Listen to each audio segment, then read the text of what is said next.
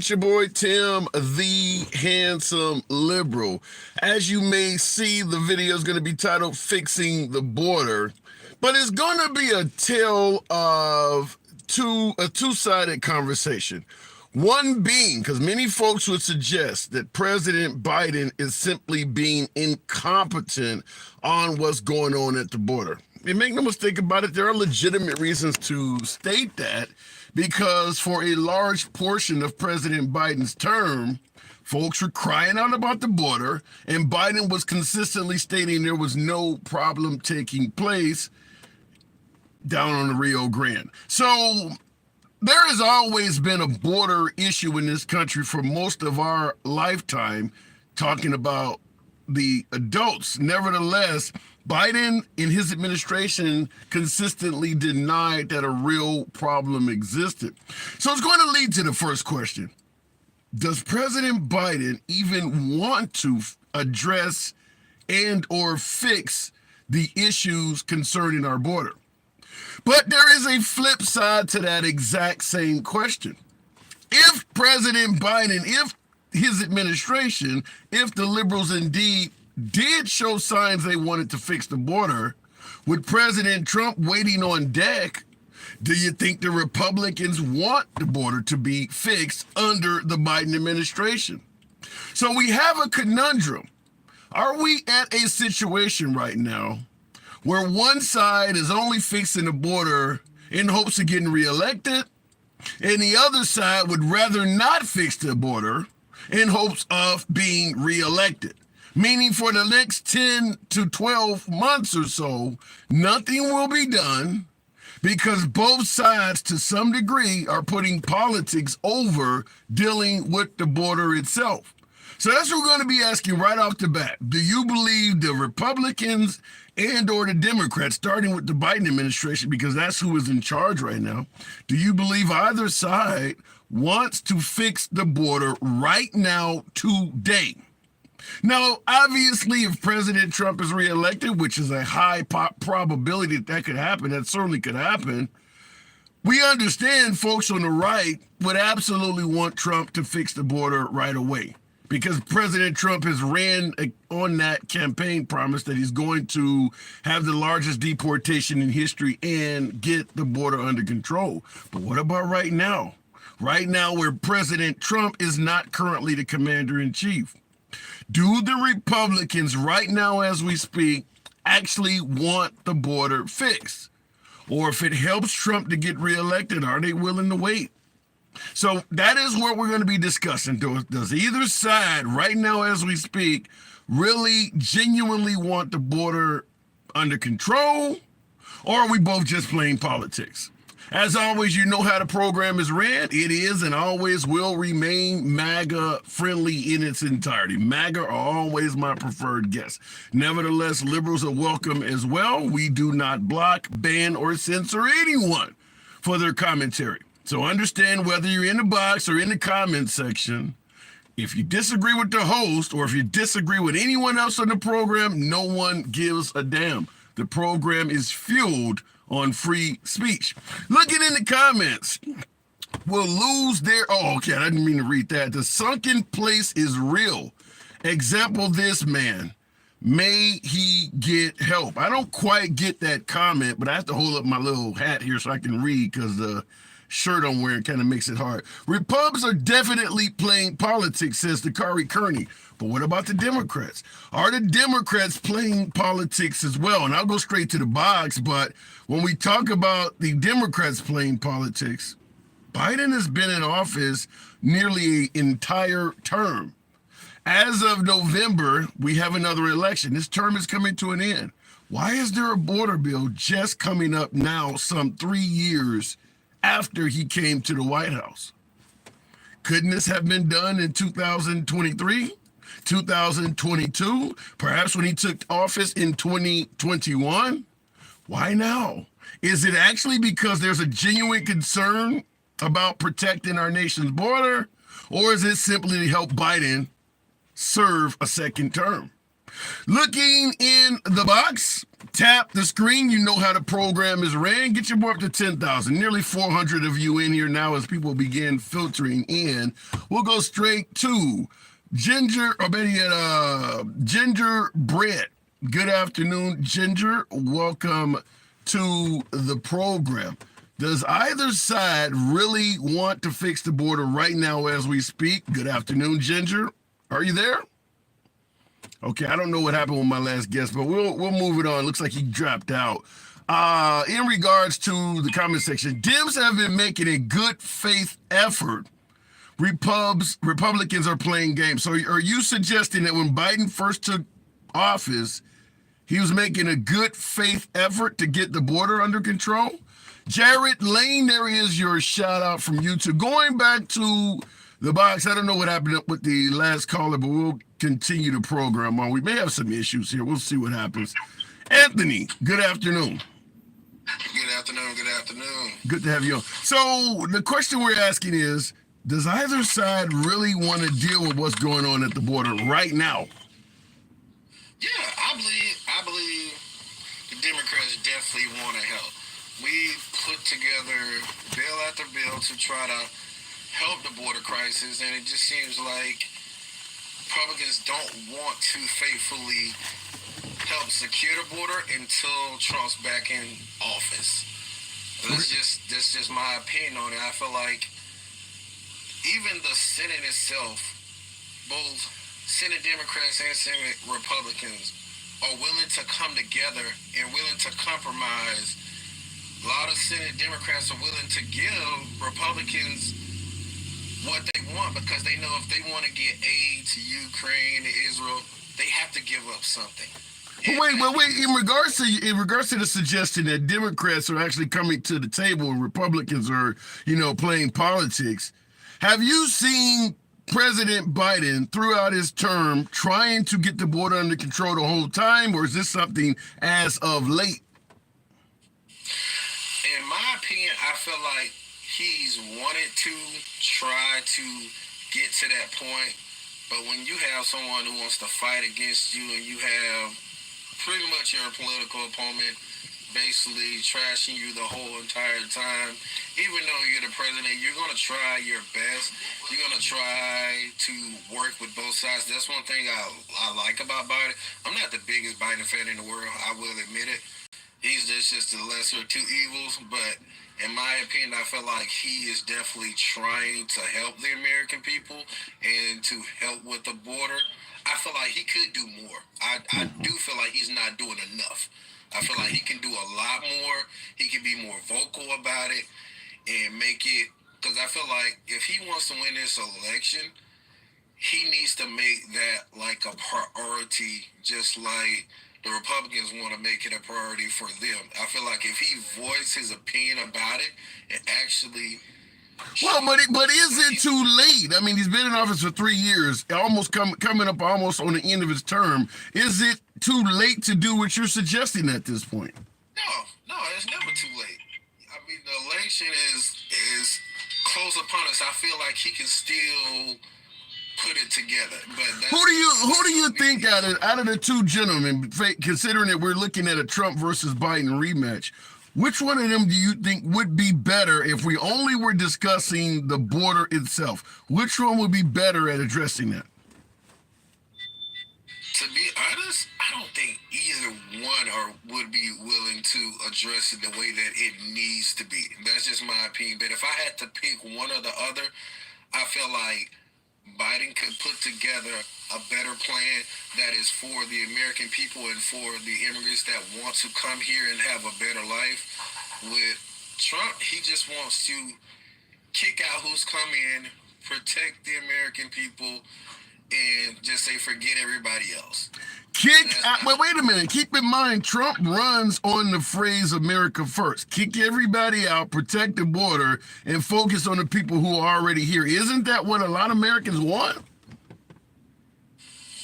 Yes, I feel like the American people want to be protected, but not at the expense of costing someone else their chance at life, at a better life. I feel like a lot of people who come here want a better life. Yeah, but do you believe the American taxpayers should be forced to foot the bill for people wanting to come here simply because they want a better life? How about the notion that if your country sucks, maybe you should get involved in politics there and fix that? How do you respond to people who might respond, who come at you that way? At the end of the day, the American people who pays for everything. At the end of the day, politicians don't pay for anything. Right. They don't pay for anything. It's our tax dollars. We pay for everything. Military, their salaries. Are you fine with your tax dollars going to cover the sheer hundreds of thousands of folks that have come in the country in the last 3 years? You're okay with your tax dollars covering all of those asylum court cases, the housing, all of the clothing and food that they need? They're handing out EBT cards to a lot of them. You're okay with your tax dollars covering all of that? Yeah, I'm okay with my tax dollars, but I also want my tax dollars to help the people that are here, that are also homeless, that are also veterans. Like, my family is full of military veterans, and I feel like we don't do enough for them as we are doing for the people coming across the border. I've seen so many videos that make me so angry. It's like, if we're going to help them, also help our people here as well. So how do you respond to maybe a legislator that would state, we don't have enough money to help them and your family. Perhaps we could do more for your family if we could get these folks out of here that are a drain on the system. I feel like we do have more than enough money to help everybody the way it needs to be helped. It's just that a lot of people aren't willing to want to help.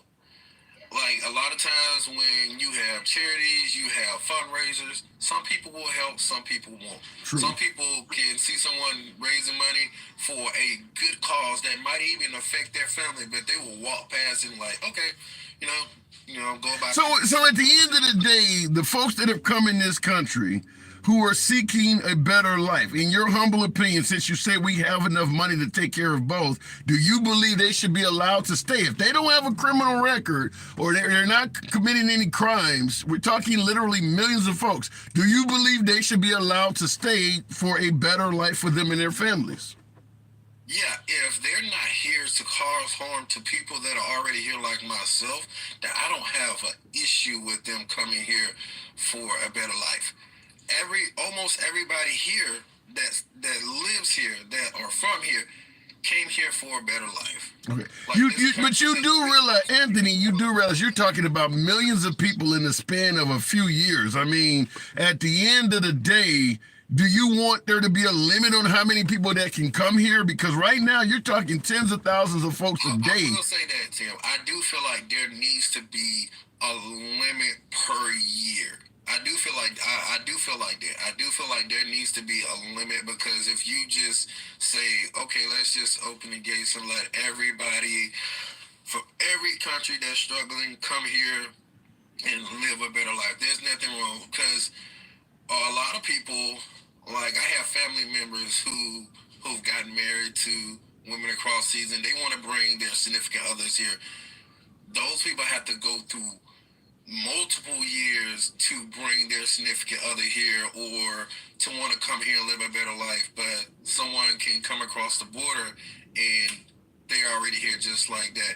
That's why I feel like sometimes it is unfair to see some people that have to go through red tape, but then for others to come here just like that, I feel like it needs to be fixed. There needs to be policies in place that say, hey, if you want to come here for a better life, we are willing to let you, but you do have to go. So based on what you're saying, and I do got to move it on, but based on what you're saying in regards to, as long as they don't have a criminal record, they should be able to come, and all the ones that are here, as long as they don't have a criminal record, they should be allowed to stay. Is it safe to assume you don't think there's a significant issue at the border right now? Oh, no, I do believe there's an issue. I feel like the number needs to be limited. That's the only issue that I have. I feel like there needs to be a certain amount per year, and there needs to be a policy in place that. So you want to reduce the amount of folks coming, but the ones that are already here, if they can show they haven't committed any crimes and things like that, those should be allowed to stay. Yeah, I feel like if you're already here, there should be no reason to be kicked out if you're not a criminal. But if you're on your way here, you may need to go through the right channels and let there be a policy in place to allow you to come here and go through that vetting process. The vetting process needs to be changed. It needs to be upped. I don't know if I do got to move it on, but keep in mind, a lot of these folks are coming from countries where there is no way of vetting them because they don't have a government in place, like Venezuela and some of these countries in Africa. There's no government to even do a background check on them. But I do got to move it on, Anthony. Appreciate you coming in.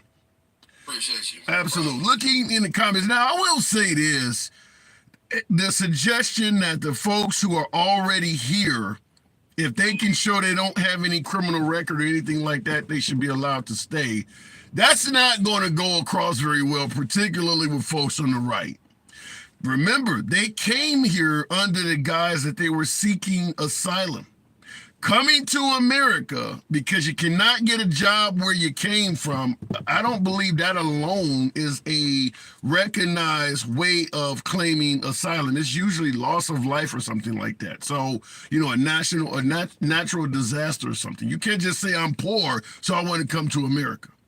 And let's be honest, I think even if we speculate, we got to acknowledge that the overwhelming majority of those folks coming claiming asylum, they will not have a recognized claim of why they're coming here. All of these young, you know, military-age males, they're not all running for their life. They're not all going to meet the actual narrative that is already on the books for why a person can be granted asylum. They're not going to meet that.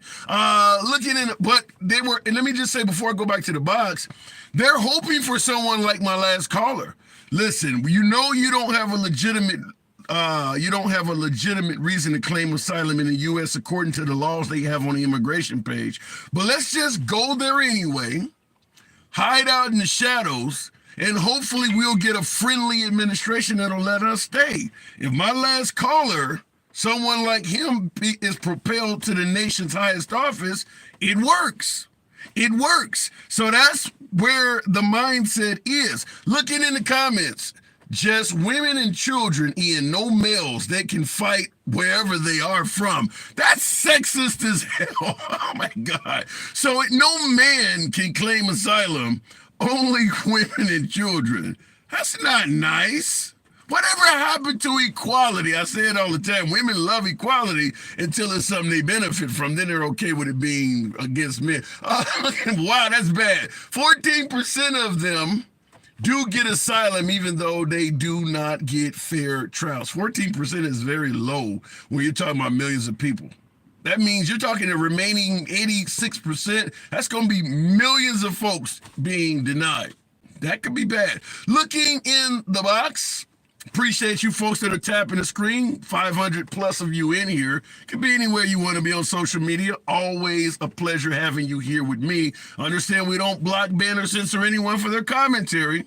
Left of Bernie Sanders to I'm having dinner with QAnon. That's how the comments range. So understand you're likely to hear things you favor and things you think are totally idiotic.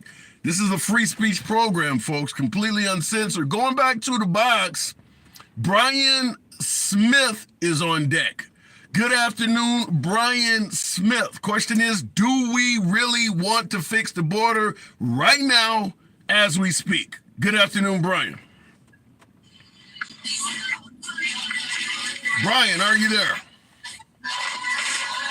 Okay, Brian has a lot of things going on in the background, likely not there. Continue, and I do appreciate you folks that are holding, and that does happen sometimes with so many folks holding on. By the time you get to them, something else is taking up their time. Moving it on with Big E, 72. Good afternoon, Big E. I am a woman and I can fight. Shout out to you, Women's Lib. Big E, good afternoon. How's it going this afternoon, sir? It's going very well. Good to have you on. Do we really want to fix the border right now? You got a loud background, by the way. Okay, let me turn off the Bluetooth. 1 second. All right. While he's doing that, looking in the comments, immigrants only have to find a sponsor. Now it's open to criminals or anyone that can call someone. Yeah. Big E, can you hear me? Okay, awesome. Yeah, what, boss man, the border been an issue for over 30 years. You still got a really loud background. Sound like you in traffic or something, man. All right, let me I'll try again in a second then. All right, okay, yeah, you got a really loud background. All right, moving the program on. Unfortunately, I enjoy talking to the folks. If I got to be able to hear them, we do want to fix the border right now. I'll just politics stuff like Trump should just be president. I don't quite get that comment, Samantha. You're saying we really do want to fix the border right now. That is true. But then you says, I think the grammar of that, I'd love to have you elaborate a bit more on that. But folks, that is what we're asking, no doubt. And I see in the comments, real talk, raw truth states, build the wall. He's got emojis of the wall. Let me make something clear before we go back to the box. Understand the overwhelming majority of the immigrants now in this country are here because they used the asylum loophole.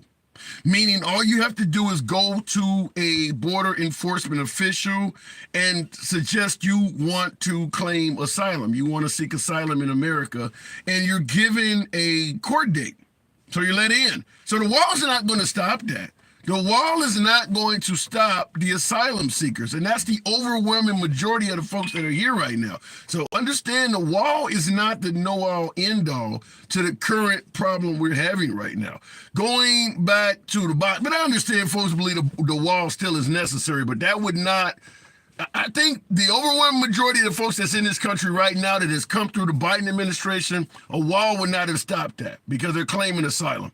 Going back to the box. It's not going to be something. Having a difficult time with the callers today. So we'll see. Good afternoon. Welcome to the program. Hey, good afternoon. How are you doing? I'm doing good. Do we really want to fix the border right now as we speak? So I think there is an overgeneralization. I think I do want to fix it. I think that we have to look at what caused it, because if we don't fix what causes it, then it will continue. Because obviously, what caused it? What caused it in your opinion? So in my opinion, whenever you look back at the defunding of foreign aid to Central and South America that occurred during the Trump administration, because there was a general feeling in America that we needed to do more internally. The unfortunate thing is when we took in our foreign aid, we shifted it to the defense. So what are you saying to roll back what the Trump administration did? Are you suggesting we fund some of these countries that are south of the border? Well, you have to look at really what it did. So with the funding of the countries, the fragile government were using that money to pay for the military. So when that foreign aid stopped, the military were then, went away and they got into either gangs or the cartels or whatever. There is reports saying that once the military deconstructed, it left the government wide open for. So wait, before you go through the entire details of it, I'm making sure I'm getting this clear. You're saying we should send money, U.S. money, south of the border as a method to fix the border. I mean, are you suggesting that we need to send money to these countries to literally reduce the amount of folks coming here? I think it would take a longer time to rebuild what has been destroyed. But I think that is a valid proposal, not having anything else on the desk that I've heard that's been credible. But wait a minute, you do realize Venezuela, since Hugo Chavez passed away some 14, 15 years ago, they don't have a government. You can't send money to Venezuela, and that represents a large portion of them that's coming here. So how do you fix that? I do live in South Florida. And, we do get a lot of immigrant status, illegal, migrants, and we do get all of that. I do agree with you with the Venezuela. However, you still have to work with governments that are still intact. You can't take it all or nothing. In politics, you got to take what you can build on. You just can't say, I didn't get it all, so I'm going to wipe it all out. So I think you work with the government that are still but you intact. do, let me just interrupt you and say, you do realize what you're suggesting, which is funding these countries south of the border, that's going to take months, if not years, to get them to start utilizing the funds in the right way to secure the border. What do you do in the interim? I mean, because they're going to keep coming until that has successfully been implemented. What do you do right now in 2024 to fix the border? Well, I think the first thing was to pass the bill that was on the table that got rejected. I think that's a good start. Why didn't that bill pass, in your opinion? Well, it's not in my opinion. It's well documented that Donald Trump said not to pass it. And I think that's very disappointing for me because it leads to the auspices that optically that it's just a political toy to marginalize, scared Americans. But it also, because of our, communications where like you and I are talking where we would have never talked, just a few years ago, by these different apps that, it got out that the Republicans, don't want to really solve the issue. But in regards to the suggestion that the Republicans don't want to solve the issue in favor of Trump, I understand your opinion, but I have to push back and ask, why didn't Biden try to fix the border sooner? I mean, is there no executive actions available to him at all to fix the border? That I don't know, because I really didn't start really paying attention to that aspect until probably a year ago when I saw that the migrants were being, kind of used as props, I guess, being shipped off to, Martha's Vineyard and stuff of that nature. I'm like, what the hell's going on? But that's a good point. Now, in regards to what you just said, I didn't know until a year ago until they started being used as props. Meaning that once they started sending them up north, it drew attention to the problem. Nevertheless, many Republicans, particularly Governor Abbott in Texas and Ron DeSantis in Florida, had been complaining that this problem existed before that. So at the end of the day, it sounds to me like you're suggesting that what they did made sense because it opened everybody's eyes to the fact there's a border problem. Yeah, but argumentatively, they created they violated the law on the felony level for kidnapping. So I don't think you draw two wrongs don't make a right. True.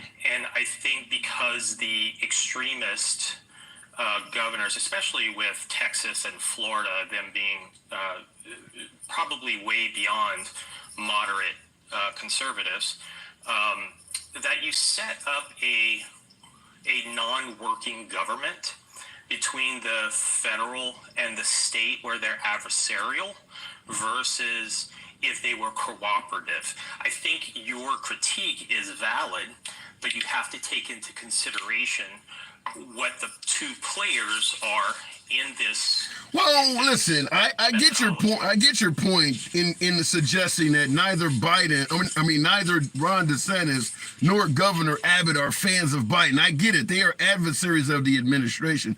However, we do have to ask that question: that these men, meaning Governor Abbott and Governor DeSantis, they have constituents. They have to be concerned with the people of Texas and the citizens of Florida, and their citizens were complaining that they were being overwhelmed with immigrants, and the liberals were telling them there is no problem at the border. So I have to ask you, what was Governor Abbott supposed to do when he was crying out for help and the liberals were ignoring him? So two things. In the current situation, in reading the reports from the parade or the caravan of patriots, I think it's called God's Will or something of that nature, many of the people were saying that the issues at the border were not as bad or was not an issue at all, which then kind of clouds the messaging. I think when you are, okay, so take this to a simpler spot.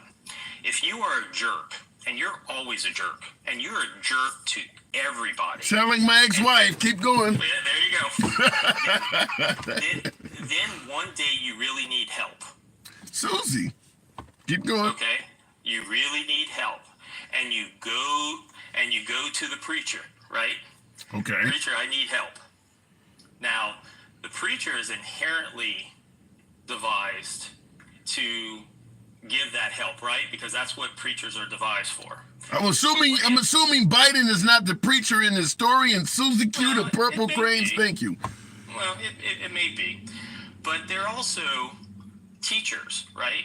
You know, the person who's the good person who's always done also has this as an opportunity to teach that, hey, you know what? You being a jerk for all this, all of a sudden you need something from us, and you come to us and you're like crying.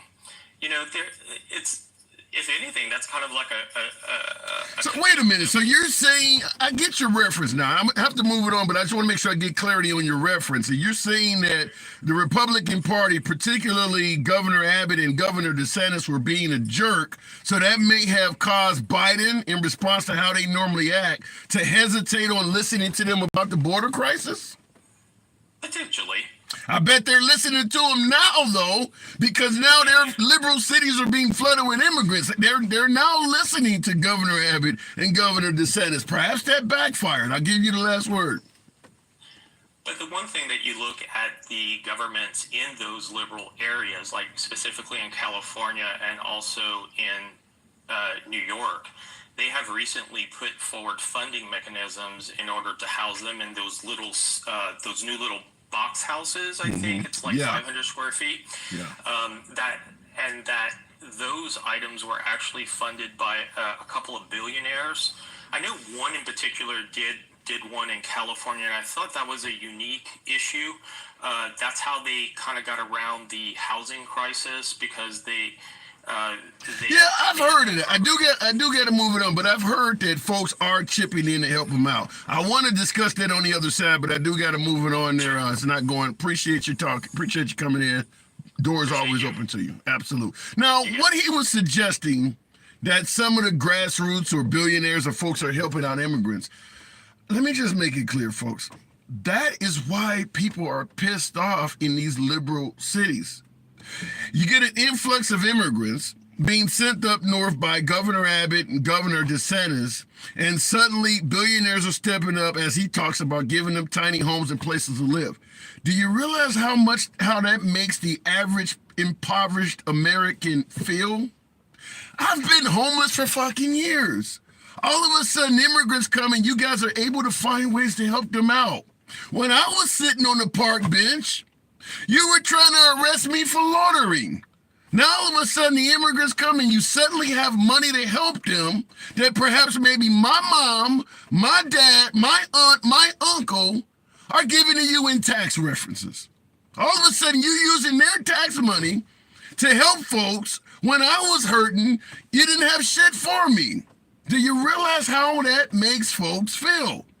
Now that the liberal cities are dealing with it directly, whether we think Governor Abbott or Ron DeSantis were wrong or even inhumane, as I've often pointed out, it has clearly drawn attention to the problem. It's pissed off a hell of a lot of minorities that were already in this country struggling, and nobody gave a damn about them in terms of building them tiny homes or giving them EBT cards to get food to feed their families. They come in overnight, the money seems to pop up. Can you understand on the other side of the argument how this is making folks feel? Looking in the comments, Trump didn't either, says Dakari Curry. Fair enough, but it's happening under Biden. So that's what we're asking. Is there any sign that the liberals or the liberals or the conservatives want to fix the border right now today? Or are both sides potentially just playing politics? Meaning the liberals are all of a sudden wanting to fix the border because they got a candidate that's weak and they want him to get reelected, talking about Joe Biden. Or that the Republicans know that it will help Trump to get reelected if chaos remains right now, so they don't want to fix it either. So the question is, do we want to fix the border right now, or are folks just playing politics? Tap the screen, get your boy up to 35,000. We can make it happen. 700 plus of you in here. You know how the program runs. We don't block, ban, or censor anyone. It's not about telling you how you should think. It's about listening to what you have to say. Looking in the comments. Plain politics, says George Horch. I tend to side with you. I tend to see some validity in that. There is nothing to fix. It is delusional, says Steve.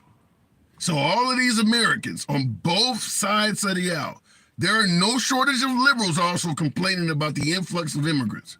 They're all just making it up because you says it is just delusional. There's nothing to fix.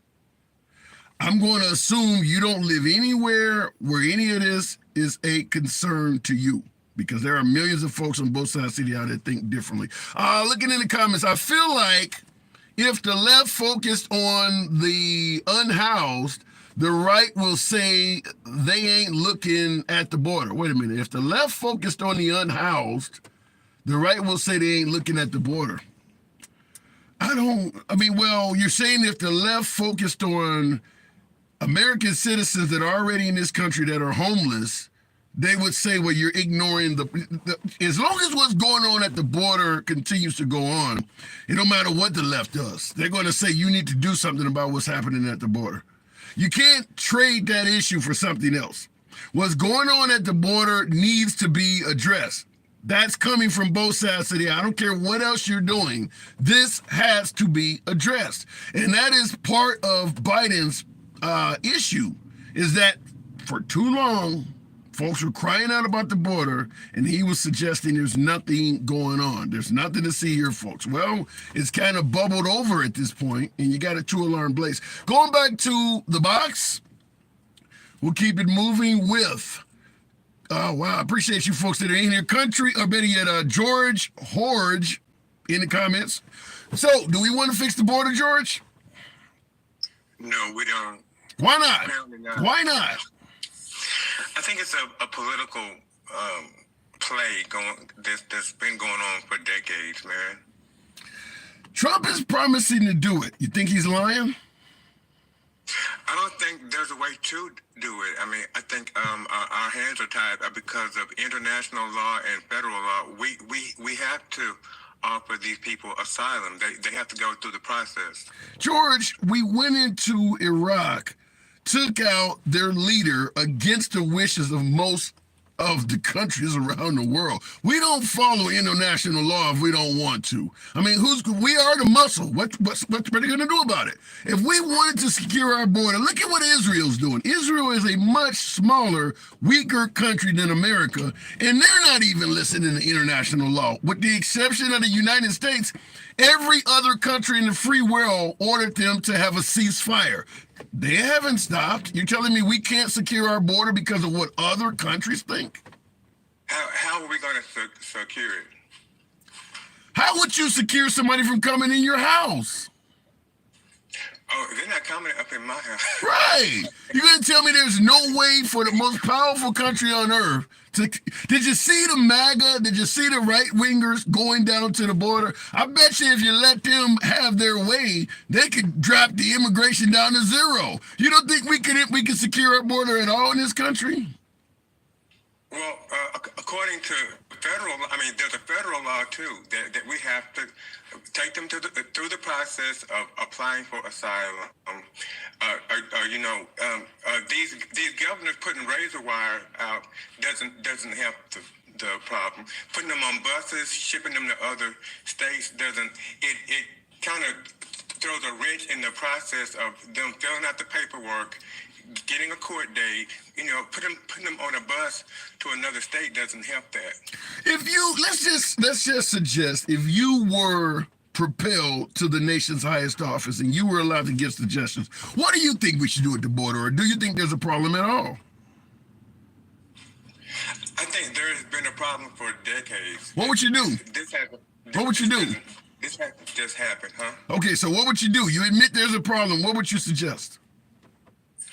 I would keep the asylum process, but I would probably hire more people to take them through the process. I would not put them on buses and ship them to other states. Okay. That's totally so if they're coming in with the asylum process that you left in place, letting them know that America will let you in now if you claim asylum at least for a few months. So you basically would tell them now is the time to come because you got this asylum law, and you're suggesting that you wouldn't bust some other places. So you do realize there's really only 4 predominant areas you can come into the United States, meaning California, Arizona, New Mexico, and Texas.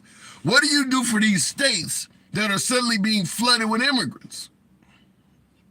Well, what I would do is I would try to speed up the process. Some of them get turned down for asylum. Most of them get turned down for asylum. Yeah, and that's true that most of them get turned down for asylum. I think somebody stated only about 80 some odd percent get granted. I mean, only about 14% get granted the right to stay here. However, it's easy to give them a court date and decide that when it's a manageable number. But based on what you said you would do, which is keep the asylum rule in place, you're going to allow that number, which is exactly what's happened under Biden, which is why folks are saying that Biden is the one that caused it, because it's going to swell up. You're going to have millions of people coming here claiming asylum. What do you do about that? You don't have enough courts in place to handle all that. We need to get more courts in place. We need to speed up the process. It shouldn't take months and years for them to decide whether they get asylum. So we need to speed up that process. Put a limit on the number. You can't really stop them from getting on the road and come and walk. I mean, these caravans, or whatever it is, you can't really stop that because that's beyond Wait, hold on. What about you? Actually, see, I think the issue is, and this is where the folks on the right have a problem with folks on the left. You have an executive order that you could pass to limit the amount of folks that can claim asylum. You can suggest it's an issue of national security. You see President Trump is stating this an invasion. Whatever terms you want to make up, and with a 6-3 majority on the Supreme Court, you're going to get this through. President Trump would just simply suggest it is too many of them coming through at one time. We can't vet them all. It's a matter of national security. So we're going to greatly reduce the number of folks we allow to claim asylum per day, per week, per month. Problem is kind of solved right there. Would you favor doing that? Well, what is the limit? What is the current limit? There is no limit. That's the bill they were trying to pass. The bill they were currently trying to pass last week put the limit at 8,600 per day, or an average of 5,000 per day for a continuous week. That's 25,000 people in 7 days. You can see clearly how that adds up, particularly if you drop it down at 24,999 not to go over. That's every single week. 24,000 people coming in the country. What do you think the number should be? I think it should be lower, but at the same time, if we don't have a limit, we've got to start somewhere. Why hasn't Biden done that? Is it been that Biden did not want to fix the border? I don't think it's because he didn't want to fix it. I think it's more complex than that. I don't think they know how to fix it. I just gave it to you. You gotta listen. You got a liberal. I mean, you got a conservative Supreme Court. You got a conservative Congress. All Biden has to do is convince the Senate. Listen, we want to drop the number. Whether you want to play politics and suggest I need you to do this because I need to get reelected, or because of the safety of the damn country, I need to drop the limit of how many folks can come in here and claim asylum. You're automatically going to get the support of a Republican Congress, and if anybody challenges it to the Supreme Court that is overwhelmingly Republican, they're going to back you up too. You don't think that'll work? Hanson, I think we need to go back and revisit the federal laws that allow asylum. Right. In this country. Right, but until you revisit those laws, how about some executive action in regards to what I just stated? Would you support that until we get a federal law on the books? Yeah, but I don't support razor wire and putting these people on buses and taking them other places. Okay. That's not helping the matter either. So where do you put them in? If you don't bust them out of Texas to other liberal cities, do you just let them all congregate in Texas? Well, you let them stay there and complete the paperwork. You don't kidnap them and put them on a bus and take them. I get that that's inhumane, but what I'm trying to get across to you is, you said let them stay there and complete the paperwork. So we know it takes months for a court date to come around until we get this federal law you're talking about. So that whole time, because you're not busting them anywhere else, where are they at? They're all in Texas, right? Yeah, are there holding stations? I mean, are there places they could go to wait for the court date to come up? Yeah, liberal cities. That's where they're sending them, liberal cities. Are you suggesting some type of camp like Guantanamo Bay or something? You want to put them in some type of location where they're isolated? What would you do? I think that's one. I mean, I wouldn't call it a camp, but in essence, that's exactly what it would be. But I think there's a more humane way of doing it other than the way we're doing it now. Because the liberal cities are being overrun with them. You shouldn't send them all to one or two or three or four cities. You got to spread it out. But if you want to send them all, if you're saying you shouldn't send them all to one or two or three or four liberal cities, how do you think Texas was dealing with it before they started doing it? They were all in one state. They weren't at least he is sending them to various cities. They were all in Texas. You don't think that was a burden on Texas? Well, I do live in Texas. I really haven't seen it. I live in the Houston area, but I really haven't seen it. I mean, maybe I'm a recluse or something, but I really haven't seen it. I do see, we have places that they could go. I mean, Texas is a big state. There are places that we could house them. Yeah. Okay, fair enough. So what about the ones that are here? I got to move it on. Last question, but the ones that are here, what should we do with the ones that are currently? You're talking millions of people. Should they be granted asylum? No, not all of them. All of them don't meet the requirements for asylum. True. All right. I'm with that. Okay, fair enough. I do got to move it on, George. I think the end of that is quite reasonable. Come on back through anytime. Looking in the comments, that's what we're asking as I drop my damn pen. Do we want to fix the immigration problem right now as we speak? Appreciate you folks that are tuned in. I always solicit that you tap the screen. Helps out the algorithm, brings in more MAGA. MAGA are the preferred guests. Nevertheless, liberals are welcome as well. In response to my last caller, Junkie in the comments on YouTube, run a simultaneous broadcast on YouTube, says, look at Houston, Texas, buddy. So in other words, there is a major immigration problem in Texas. He's suggesting in Houston. I'm not from Texas. I don't know, but he's stating that in Texas, maybe perhaps in Dallas. It's all bull, far-right propaganda, fake news. Come on now, shaking my head. Chicago is not far-right.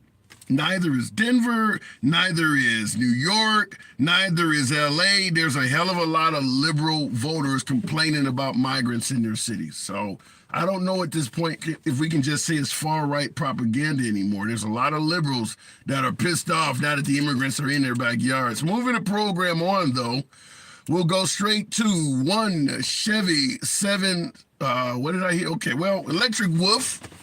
Good afternoon. I don't know what's going on with the box. We'll give it a second. Real quick in the comments, they're not looting and stealing KIAs. Wait a minute. They're not looting and stealing. I know what that means, but you say KIAs. I'm assuming you mean the military term. Are you suggesting that that is a solution to immigrants that loot and steal? I'm hoping I'm interpreting that wrong, but it sounds like you're suggesting that if an immigrant is caught looting or stealing, they should become a KIA. Yikes. But I will ask, just for the sake of the program, for the shits and giggles, yes or no? This is an awful question to ask, but yes or no?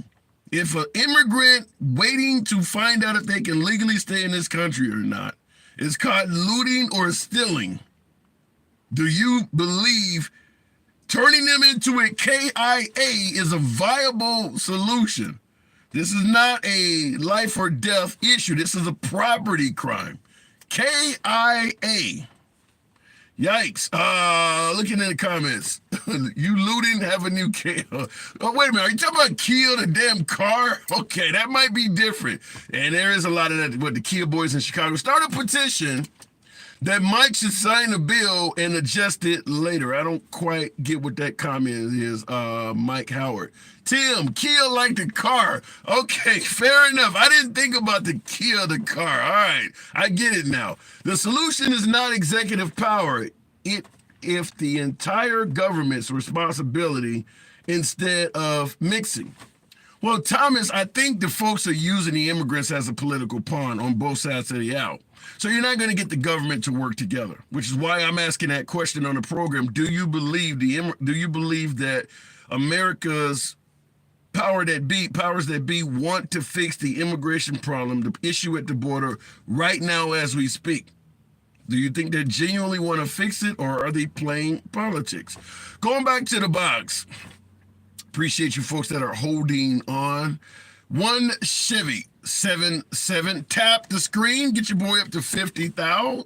Almost 900 of you in here for my YouTubers. Feel free to smash that like button if you enjoy civilized dialogue from both sides of the aisle without any issue of the host blocking or banning your speech. Letting folks speak uncensored is what we do. Feel free to drop a subscription. Chevy 77. Good afternoon.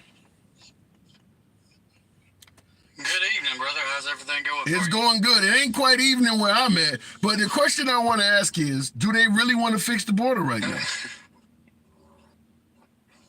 No. The Democrats fought Trump when he was trying to build the wall. The Republicans are trying to fight the Democrats now. It's all a political issue. And this is coming from somebody that is engaged to a Colombian, and we're trying to get her visa. So yeah, I can see both sides of the aisle on this. So you're trying to get your wife or your wife to be your fiance to come into the country. You're trying to quote unquote do it legally. What hurdles are you dealing with trying to do it legally? Okay, she had to get on a lottery system to even get a chance to get an interview to get a visa. Well, she got the chance to get her interview. 2.5 years later, she's finally going to get to do her interview. You asked on numbers a while ago. I can't speak about any other country, but I can tell you Colombia is $22,000 a year is all that they're allowed to give visas to. That's it for the whole country. So in other words, if she came here by the way of the other migrants, or she just walked across Mexico and claimed asylum, you'd already have her at home with you probably right now.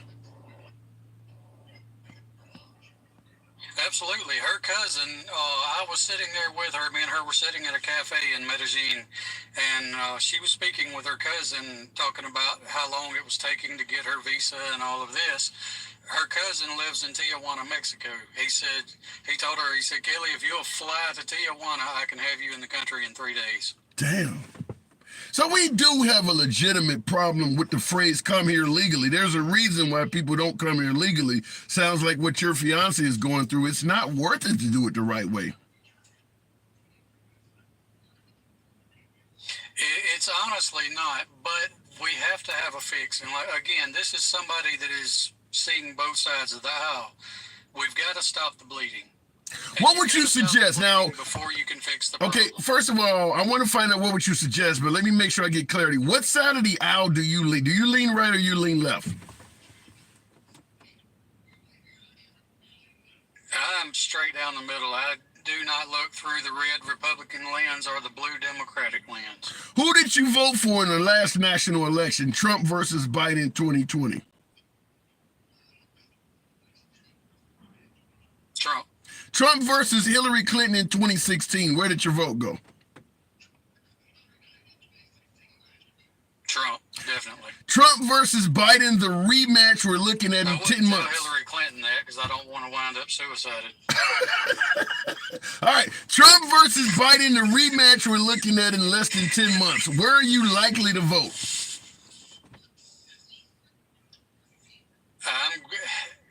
honestly, I hate both of them, but I would still lean toward Trump.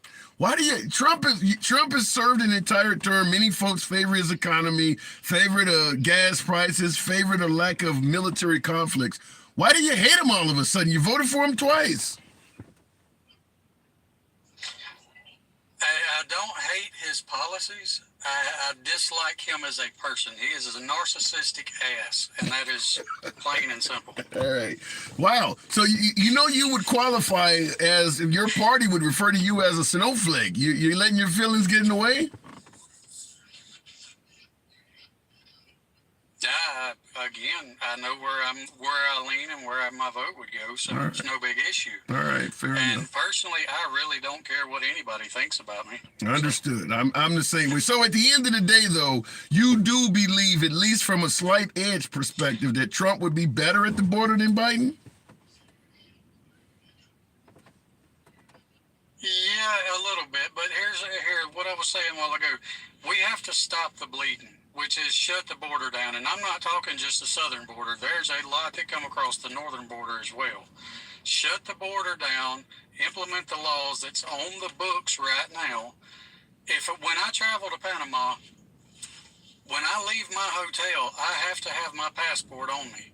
If my passport is not on me, even though I'm an American citizen, I can be arrested, detained, until they can figure out if I'm in Panama legally or not. If I cannot prove that I'm there legally, I am deported, and I am not welcome back in the country for 5 years. Do you want a law like that, or do you allow them to travel legally? Do you want a similar law like what you're suggesting in Panama? Do you think we should have a law like that in this country, where anyone in the country that is not a U.S. citizen should have to have their passport on them at all times, or risk incarceration? Yes. What would that solve? Why would you want that? Because most of our immigration problem is not from crossing the border. Most of the people that are here illegally flew here and then overstayed their visas, or overstayed their passports, rather. So how would you respond to folks that might suggest a law like the one you pointed out in Panama would lead to a mass amount of brown people being racially profiled? What in the hell does it matter what color somebody is? If you're not here legally, then you don't need to be here. Yeah, I get your point, but when I mean, if you're talking about somebody that is in America that has no legal right to be here, there's a statistical probability that we all know exists that is highly likely that that person's going to be brown.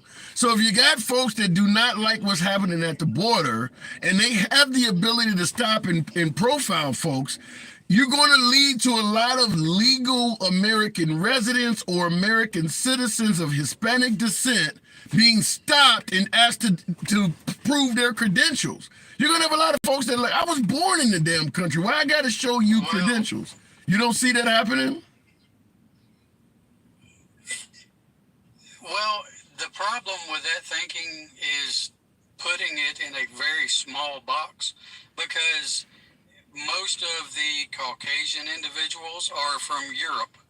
Most of them can travel here on a passport, period. Okay. It's the people from Haiti. Mexico is number one. Haiti, if I'm not mistaken, is number 3. I'm trying to remember. Go through my. Wait. You said number one. When you said, hang on. People that are here illegally. When you said, okay, so you're saying Mexico has the most amount of folks that are here illegally, and you're saying that Haiti has the second most? Is that what I'm hearing?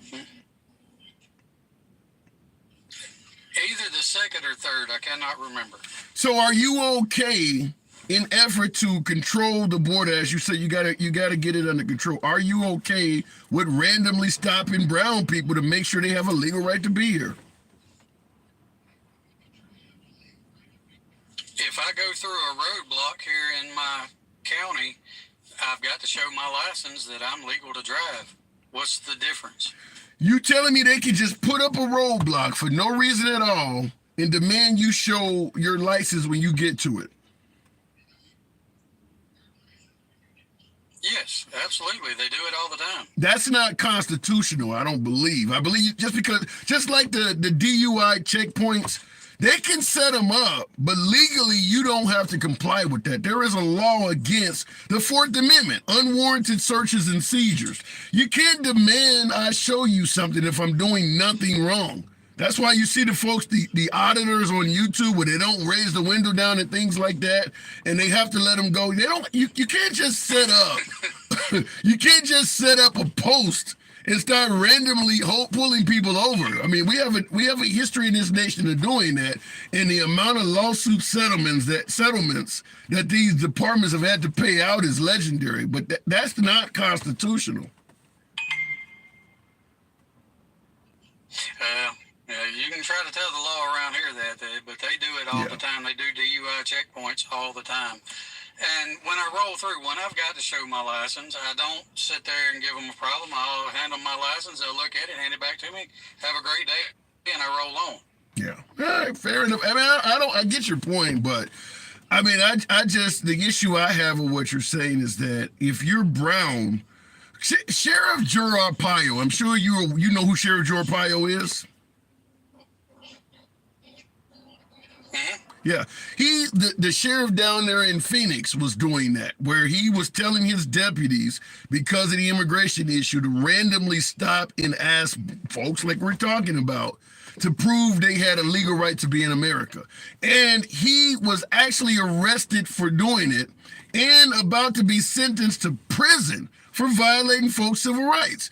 And what stopped him from actually doing time is Trump pardoned him while Trump was in office. But the Supreme Court ruled you can't just stop people and demand they show credentials. If they're doing nothing wrong, you can't just run up to people and start saying, show me your ID. That's against the law. True, but you go through a border checkpoint down there in Texas or Arizona or New Mexico, you come through one of the border checkpoints, you've got to show your ID when you come through that checkpoint on a public highway. Well, yeah, so if you're entering an international, anything different from that. Yeah, but if you're entering an international border, they can ask you for ID. But keep in mind also too, when you talk about showing an ID, you're talking about the ID of an actual driver behind the wheel. A lot of these folks are walking down the street. They don't have cars. You can't just walk up to a person that's walking down the street and put a checkpoint at the end of the block, and everybody that's walking down the street got to stop and show you credentials. That's not going to pass through the Supreme Court. Okay. If you're here legally and you have no problems whatsoever, you've got your passport on you, it's been stamped, you're legal to be in this country. Yeah. Where would you have a problem showing that to an officer? That's a legitimate question, and my response would be this. Cops make mistakes. There is a reason why virtually every lawyer in the book tells you not to talk to cops, because what you think might be a harmless transaction, you don't know what's on the mindset of that cop. Folks have been arrested because they let the cops search their car and the cops saw sugar on the ground and deemed it as methamphetamines, or the cops told the police how much money they had in their pocket and the cops deemed it as drug money. Cooperating with the police, and I'm not saying this as a black man or as some minority, it's happened to a hell of a lot of whites and Hispanics too, but there is a reason why attorneys tell you never consent to searches, never volunteer information. These are people who deal with cops every day. They tell you cops lie, cops have their own agenda, and avoid contact with them on that level as much as you can. Why do they do that?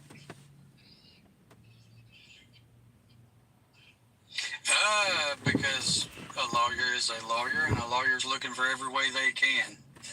Fair enough. You drive a hard bargain, Chevy. I do got to move it on. Pleasure talking to you. My door is always open to you. Hey, thank you, brother. Have a good one. Absolutely, you too. So that's what we're asking. By the way, folks, we know we got an issue at the border. We know there's a lot of folks here that currently have no residency, no paperwork, whether they're asylum seekers or whether they're here completely on an illegal status. In regards to my last caller, by way of yes or no, how many of you would be in favor of stop and frisk, randomly stopping and frisking people, and demanding they show paperwork and credentials that they have a legal right to be here while we have a border issue. How many of you would favor that? Randomly stopping folks at will and demanding they have paperwork to prove they are here legally. Would you support that? Looking in the box, and I see most folks, surprisingly, now I understand I do have an audience that has a hell of a lot of MAGA. MAGA's always welcome on the program. In fact, they're my preferred guests. I don't see anybody saying yes to that. That's interesting. In high crime areas, yes, says Ted. I can't read the last part of that, but in high crime areas, listen, like I stated before, you can make an area high crime just to give yourself the permission to do that. You can play with the numbers. Folks can make numbers say whatever they want. But at the end of the day, no one benefits from extra interaction with police. If you don't call the police and they come to you voluntarily, that's not good interaction. No one benefits from that. I think that has been proven at this point, regardless of your skin color or background. As I stated with my last caller, there's a reason why attorneys that work with police daily advise their clients, whether innocent or guilty of a crime. Don't confess, don't talk to them, call us first. Cops have an agenda. Cops are people too. They have an agenda as well. Going back to the box, I live in a border town. Myself, I say yes. Randomly stop. That sounds cool until you become the one that they're randomly stopping and asking for ID all the time. All right, let's continue the program on. Tap the screen. Certainly get your boy up to 60,000. I would appreciate that. Certainly a host of you on YouTube as well. Feel free to smash that like button. Drop a subscription if you enjoy uncensored dialogue between both sides of the aisle without the host blocking or banning anyone. It's all about free speech here. You don't have to agree with anyone on the program, including the host. You know how that works. Before we go back to the box, looking in the comments, if cops come to you asking questions, I keep moving, says Kane on YouTube. And that's something that attorneys often suggest. Ask them, am I being detained? If the cop says no, keep it moving. If I am being detained, ask for a lawyer. Every lawyer in the book says that. Very few attorneys would tell you to voluntarily speak to cops.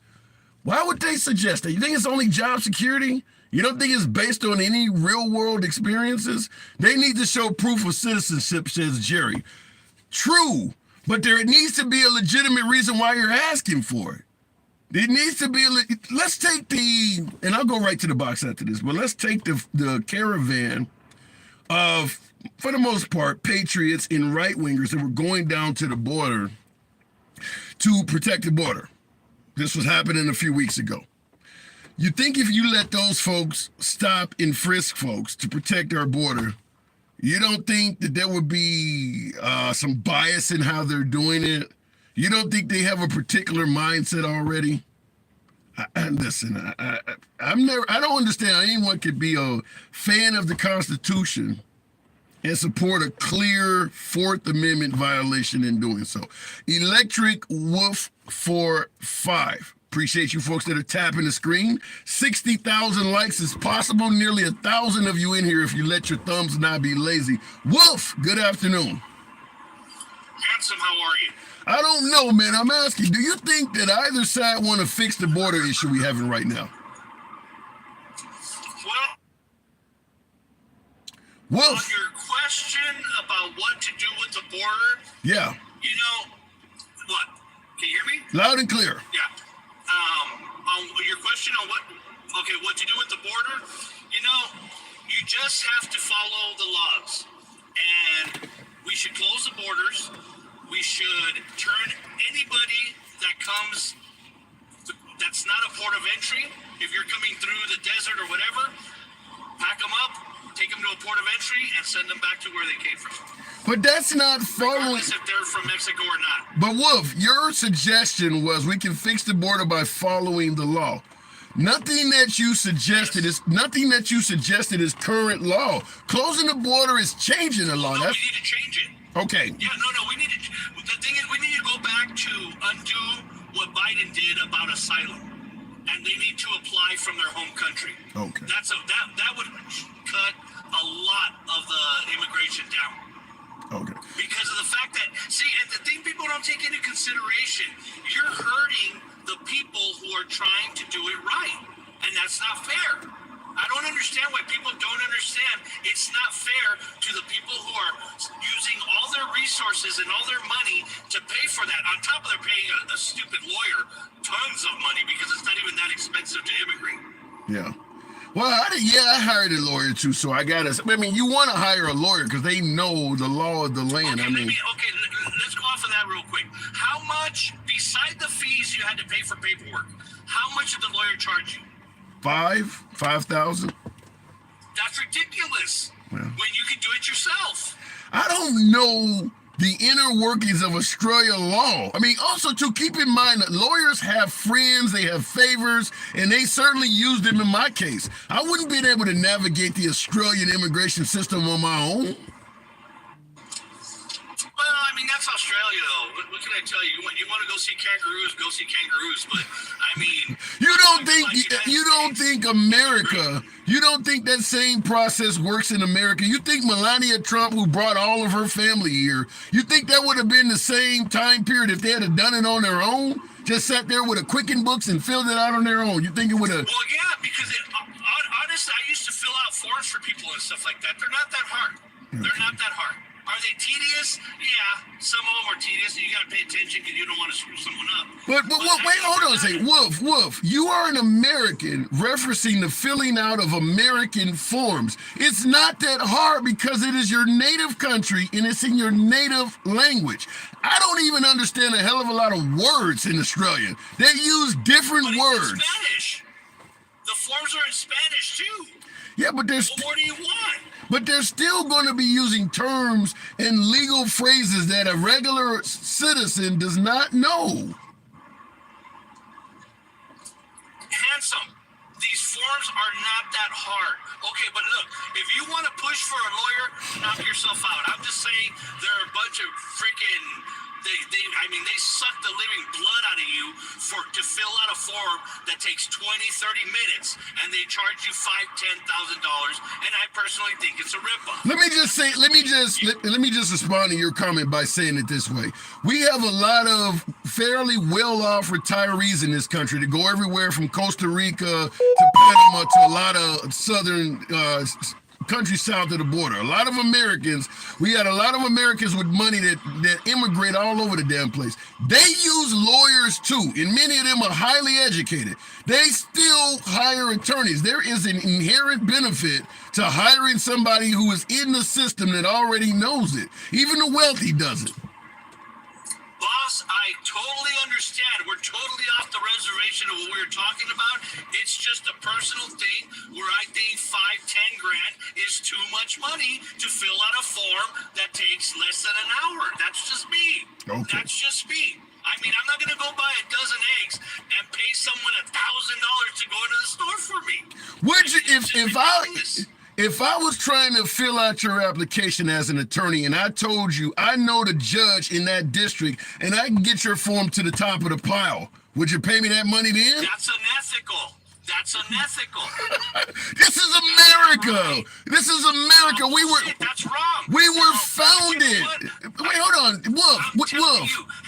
We were founded on lack of ethics. This country was founded in ways that were unethical. What's the big deal? Well, I understand, but we're getting better.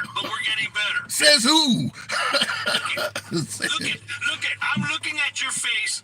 I mean, unfortunately, you can't see my face because you would be stunned with how good looking I am.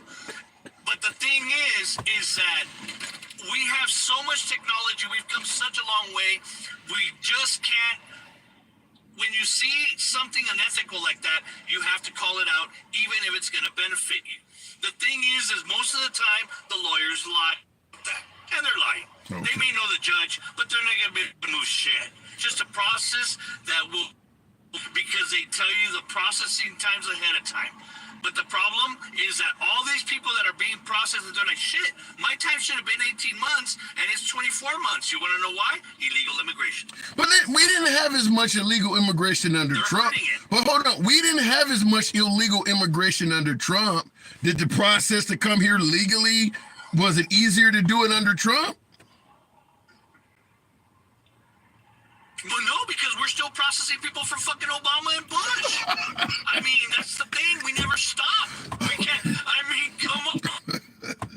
I mean, under Trump, I mean, we have people here that are here illegally, and they shouldn't be here. They're not going to qualify for amnesty. And believe me, I understand and I sympathize and empathize with them. But the thing is, you are hurting Americans. Wolf, wait, hold on, Wolf. People who are trying to immigrate to America legally. How can you tell me you sympathize and empathize with them when your party is calling them vermin and rapists and murderers? I don't hear sympathy in that. Well, listen, a lot of them are rapists and murderers, and some of them are vermin. Some of them are scumbags that are coming into this country, whether we like it or not. And I'm not calling all the people that, and they know that. It's just a thing that people like to go all crazy about and shit. Wait, like Wolf. People are coming in for a better life. I understand, but we don't have the resources to support such a monstrous drive of people. Hold on, hang on. And everybody's like, oh, but it's okay. Wolf, let me make sure I'm getting clarity. I heard I'm going to give you your own quote back at you, and I want you to clarify this. You said a lot of them are rapists and murderers. Is that what you said? Did I hear that right? Yeah. Based on what? Based on what evidence? Based on the fact that they were saying that Venezuela emptied out their prisons. That's just one. Based on the fact that a bunch of kids just attacked 2 cops for no reason because they don't because they have an attitude and they're young and they have an attitude where something's owed to them.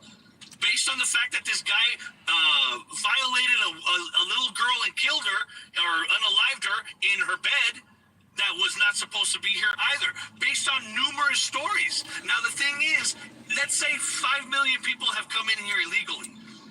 And 10% of them are bad. That's too many. Okay, so let me ask you this. This is coming straight out of the comments in reference to what you just stated. Todd in the comments said most of them are, and he capitalized this, most of them are not good people. Do you agree with Todd that most of the immigrants coming in from the southern border are not good people? To be honest, Handsome, I don't know because they're not all vetted the way they're supposed to be. They're all dumping, a lot of them, the majority are dumping their passports, the majority are dumping their money, the majority are dumping any type of ID, some of them are presenting fake documents, I mean, and some of them are even gotten away and not even touched. Okay. And we're supposed to be okay with this, and we're supposed to say, oh, Republicans, sign a bill where it only allows 5,000 a day. Get the fuck out of here. Come on. These guys are not looking out for our best interest at all. This country's, you know what the problem with the government is right now, and Republicans and Democrats right now? The problem is TikTok, is Facebook, is Instagram, is Snapchat, is the fact that people are talking to each other and both sides are sick of their shit and they're not able to make the money that they were making sitting on their ass doing nothing. That's the problem with government right now. Okay. These guys are like pissed off, and one of the main reasons, whether people want to realize it or not, is Trump. The reason, because Trump said what he said, called them out on both sides, and now people are all like, well, he's a bastard because my cousin's a senator. Other than that, everybody just hates him because he's orange. All right, well, you see what's going on. I do get right. I got to move it on, but Wolf, you know you're always welcome back anytime. You know how it works, Wolf. You're very controversial. You're always welcome back on the program. Real quick, thank you for the super chat. Mega, it doesn't say MAGA. I don't want to call you out your name. It says Mega Lion asks, what is my opinion about DACA? Is that the DREAM Act? Listen, if someone has been in this country and they came by no fault of their own, let's say, for instance, your mom or your dad or your uncle or your cousin brought you in the country when you were 5, and they've hidden you out among family members or whatever the case may be. Maybe the church helps you hide out or something. Now you're 15, 16, 20, 25 years of age, and you don't know anything about your home country. I think it would be wrong to send that person back. This is not their fault. And I'll bring it to you this way, for my pro-lifers out there. When a woman is violated or raped or something of that nature, what do we often say in regards to banning the abortion? That child didn't ask to come here. The child didn't have nothing to do with how they were created. That applies in this case. if a child was brought to this country by their parents, they don't have any responsibility for coming here illegally. They didn't violate the law. They were following their mom. So I'm not going to ruin that person's life by sending them back to a nation where they have absolute no ties to. This is very similar to the Back to Africa movement they had right after slavery ended, where you want to send black people back to Africa 8, 9 generations after they came to America by force, but they don't know the language, the customs, or any damn thing. I would support the DACA provisions for that reason. Now, if it's a year or something like that, we can talk about it, but certainly if a person has been in this country and this is all they know, and they haven't been in trouble, because that should be one of the #1 stipulations on whether you can stay here or not. If you commit a crime while you're here and they're determining whether you can stay or not, that should be an instant disqualification from being a resident, citizen, or even staying here overnight. Certainly if you're beating up cops. Now, my last caller was saying that there's a lot of rapists, and I don't buy into that. And I'll tell you why.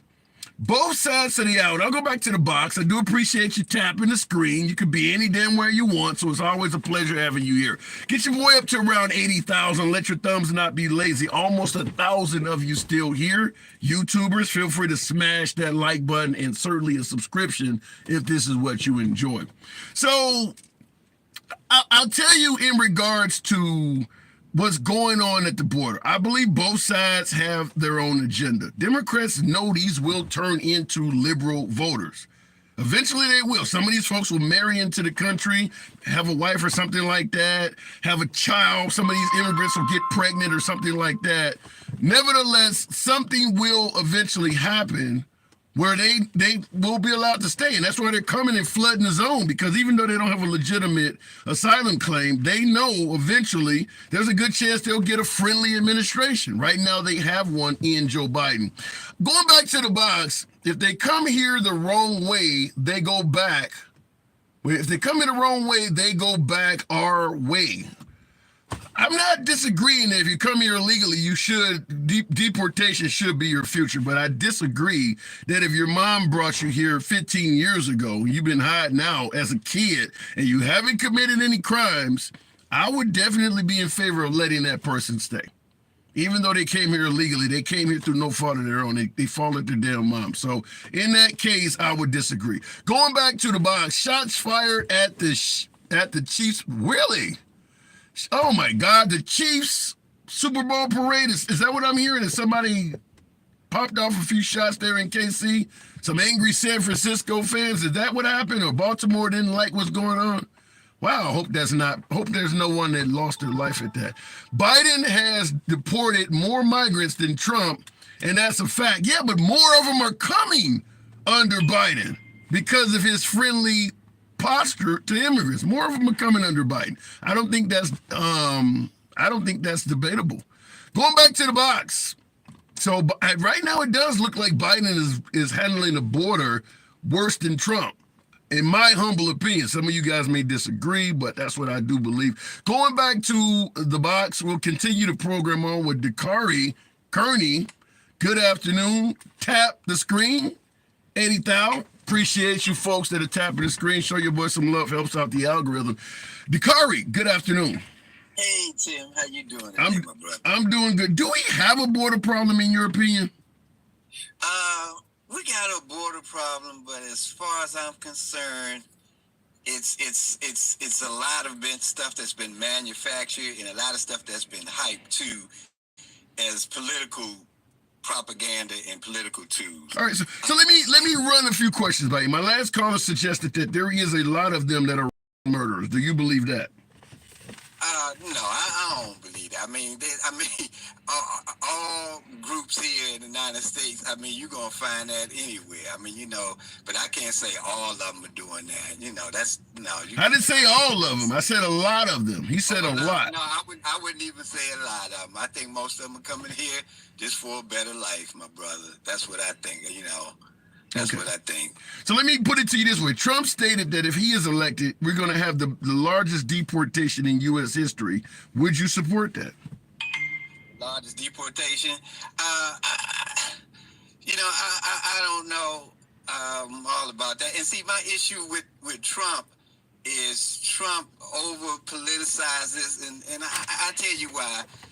Trump using this as a political tool, and I know politics goes both ways. Dems use certain things, and Republicans use certain things. But when Trump was bringing the whole thing up, man, Trump had undocumented workers himself working at his. I've heard that numerous times, but has that been proven?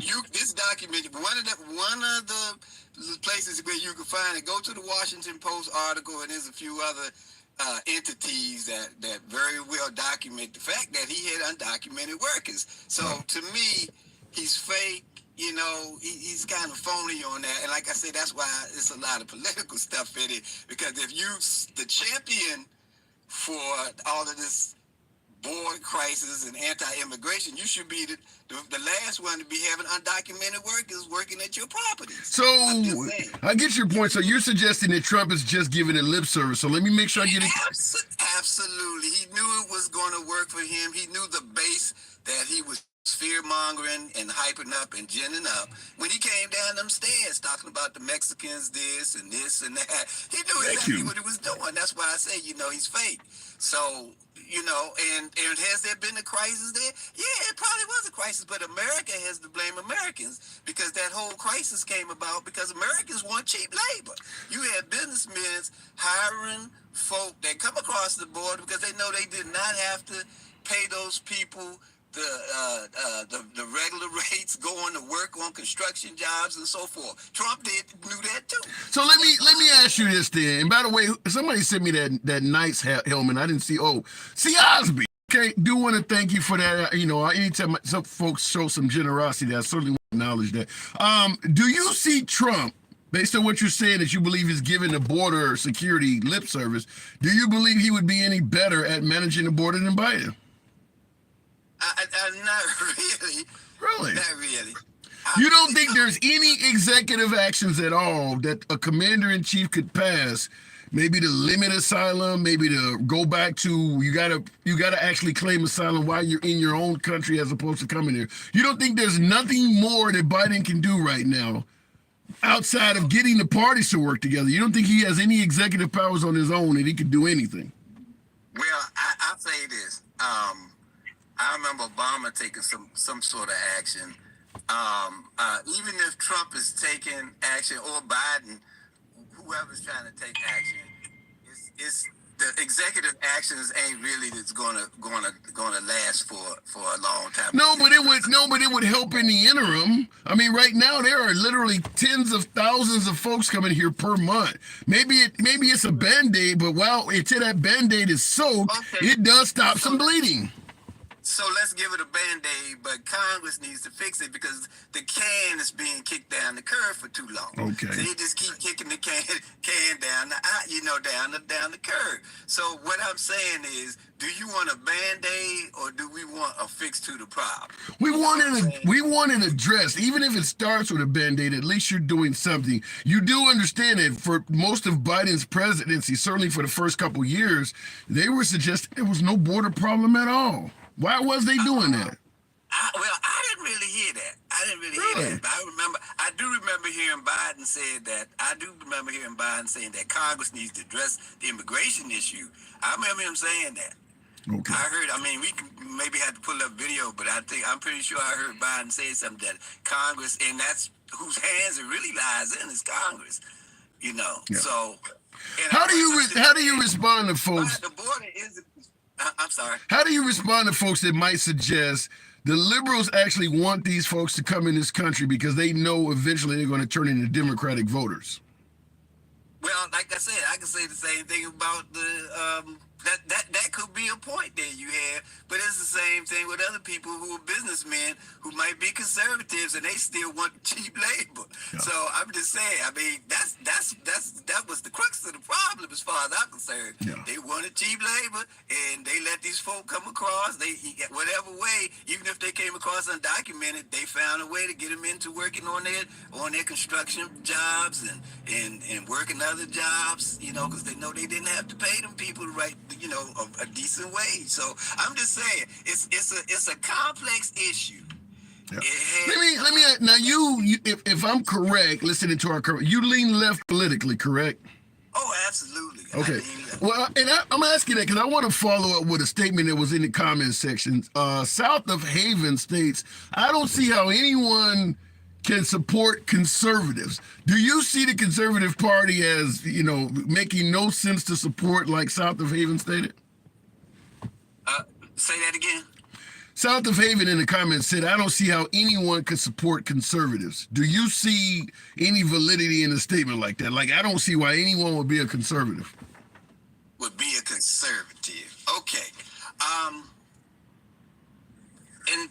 Is a particular issue or whatever. I don't see myself as supporting a conservative on this issue, right. Because I feel that it's a Democratic and Republican issue, period, on getting this issue fixed.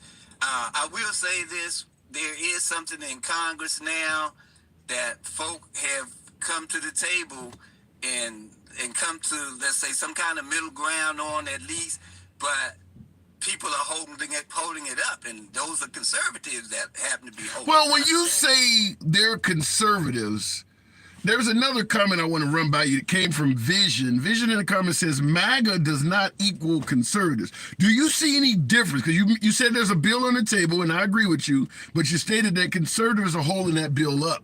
Do you see a difference between MAGA and conservatives?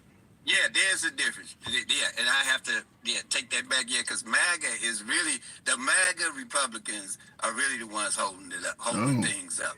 And they basically have been holding the House hostage anyway. I see that. That's true. The MAGA Republicans have been holding this whole everything hostage as far as I'm concerned.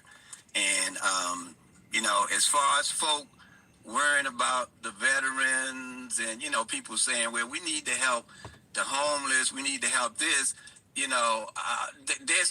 in Congress right now. I don't see MAGA or people now drafting any legislations to address those issues. So that to me is just lip service too. So that's why I say they playing political hockey or pocky, whatever you want to call it, because it bounces back and forth and then nothing really gets done. Wow. So in regards to your comment that both sides are just politicking, let's start with Biden. If you had to give Biden a letter grade, like we got in school, A, B, C, D, or F, how do you think Biden is handling this country? What grade would you give him? Handling the country overall, I'm going to give Biden a B. Think he deserves a second term? Yeah. No. I'll give him a second term. He got a lot of stuff done. He walked his talk. He came in saying certain things he was going to get done. The infrastructure thing got done. The chips and science. He has a track record of getting some things done. Yeah. So I'm gonna give him a B. Last but not least, does his age concern you at all? Do you think he's in mental decline? His cognitive skills? You think any of that's in decline? At his age, I think everybody has some mental decline at that age. But I'll say this. We got 90-year and 80-year-olds right now in Congress. How old is Grassley? Isn't he 90? Yeah, Chuck Grassley, yeah. They're making decisions, so as far as me, I'm not gonna drag him on his age, Do you feel fairly confident that he could remain efficient as our commander-in-chief until the age of 86, which is what he'll be if he serves a second term? You think he's okay with that? Sure, I ain't got no problem with him. He has other people around him. I'm just saying, I'm about, if somebody's gonna get some results and get some things done, and as far as I'm concerned, Biden is not a how would you call it? He's not an agitator. He doesn't agitate stuff in the country. I gotta say, Biden on television with a red background talking about ultra MAGA and things like that, I don't know if I would agree that he's not an agitator. He certainly began attacking MAGA, but I gotta move it on to Curry. Appreciate you coming in. Brother. Well, look, man, I enjoy you, my brother. I catch you all the time in the afternoon as much as I can. You have a good live, and I always enjoy it. Thank you. It's a pleasure. It's a pleasure having you on. My door is always open to you. All right, moving the program on. My grandmother, what did that say? My grandmother had no problem with her mind at 101. You want the president to be 101? Listen, my grandmother had no problems at an older age as well. But the issue is when you get to be that age, the likelihood of you going downhill like almost overnight happens fast. I mean, you got a lot of older people. You know, we've seen Biden fall off a bike, fall down or up some aircraft steps. A lot of folks go from being vibrant and quite mobile to damn near dead from one fall. You don't heal very fast. Biden is amazing. It's amazing that Biden has failed so many times and he ain't walking around with a walker or a cane. Hell, I'm 51. I don't always recover from falls. My big ass fall is gonna be like a Lego set dropped on the ground. Looking in the comments, Biden has a good staff around him. Yes, I do believe a lot of liberals would agree with that. I do think a lot of folks on the left agree.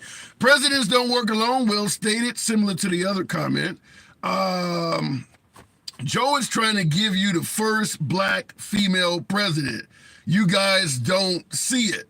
Well, the issue is they're not big fans of Kamala. I get your point. If it was Michelle Obama, I think they would see it as clear as day.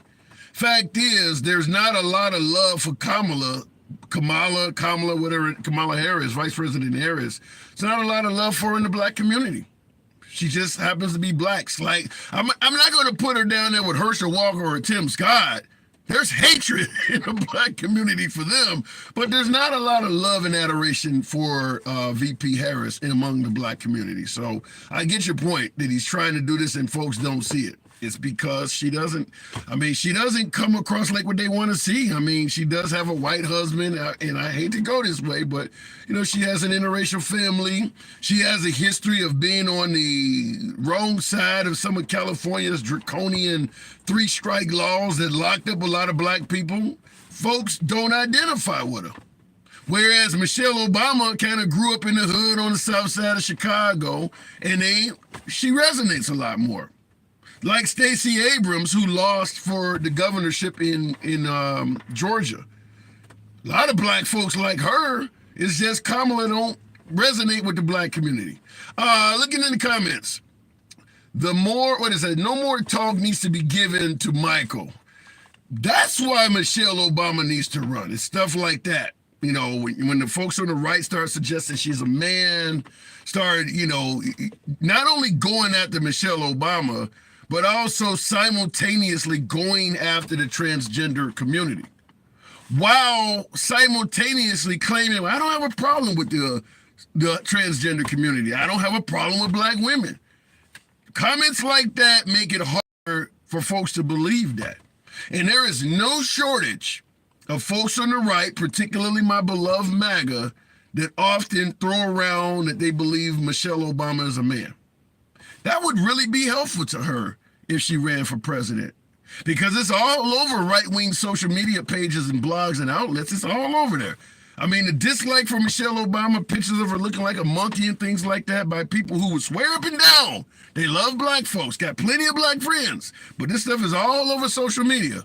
It would really help Michelle Obama to run, because that's going to come out of the woodwork, particularly on sites like X, where they don't ban it. They let them talk, or Rumble, where they let the folks speak. That would help her. That would really help her. No different than folks would suggest going after Trump from day one. 91 convictions is helping Trump because they're going after him so hard. Well, they're doing the same to Michelle Obama. She just hasn't ran for president yet. You think they would give Michelle Obama a chance from day one? You think they really would do that? Looking in the box. And I see once again somebody say, you mean Michael. Yeah, I like it. I like it, because folks will say that and then swear up and down, I don't have a problem with anything. Listen, okay, fair enough. Biden is helping to teach new representatives for the Democratic Party. He's showing them his tricks. Okay, yesterday said, really? I haven't heard that. That's horrible. I would never degrade any person that way. Well, Lizzie, I do appreciate you being that way. There is no shortage. Go on Rumble or go on X. Type in Michelle Obama. Doesn't matter what article it is, particularly on Rumble, because it has a lot of conservative participants. Go on Rumble or go on X.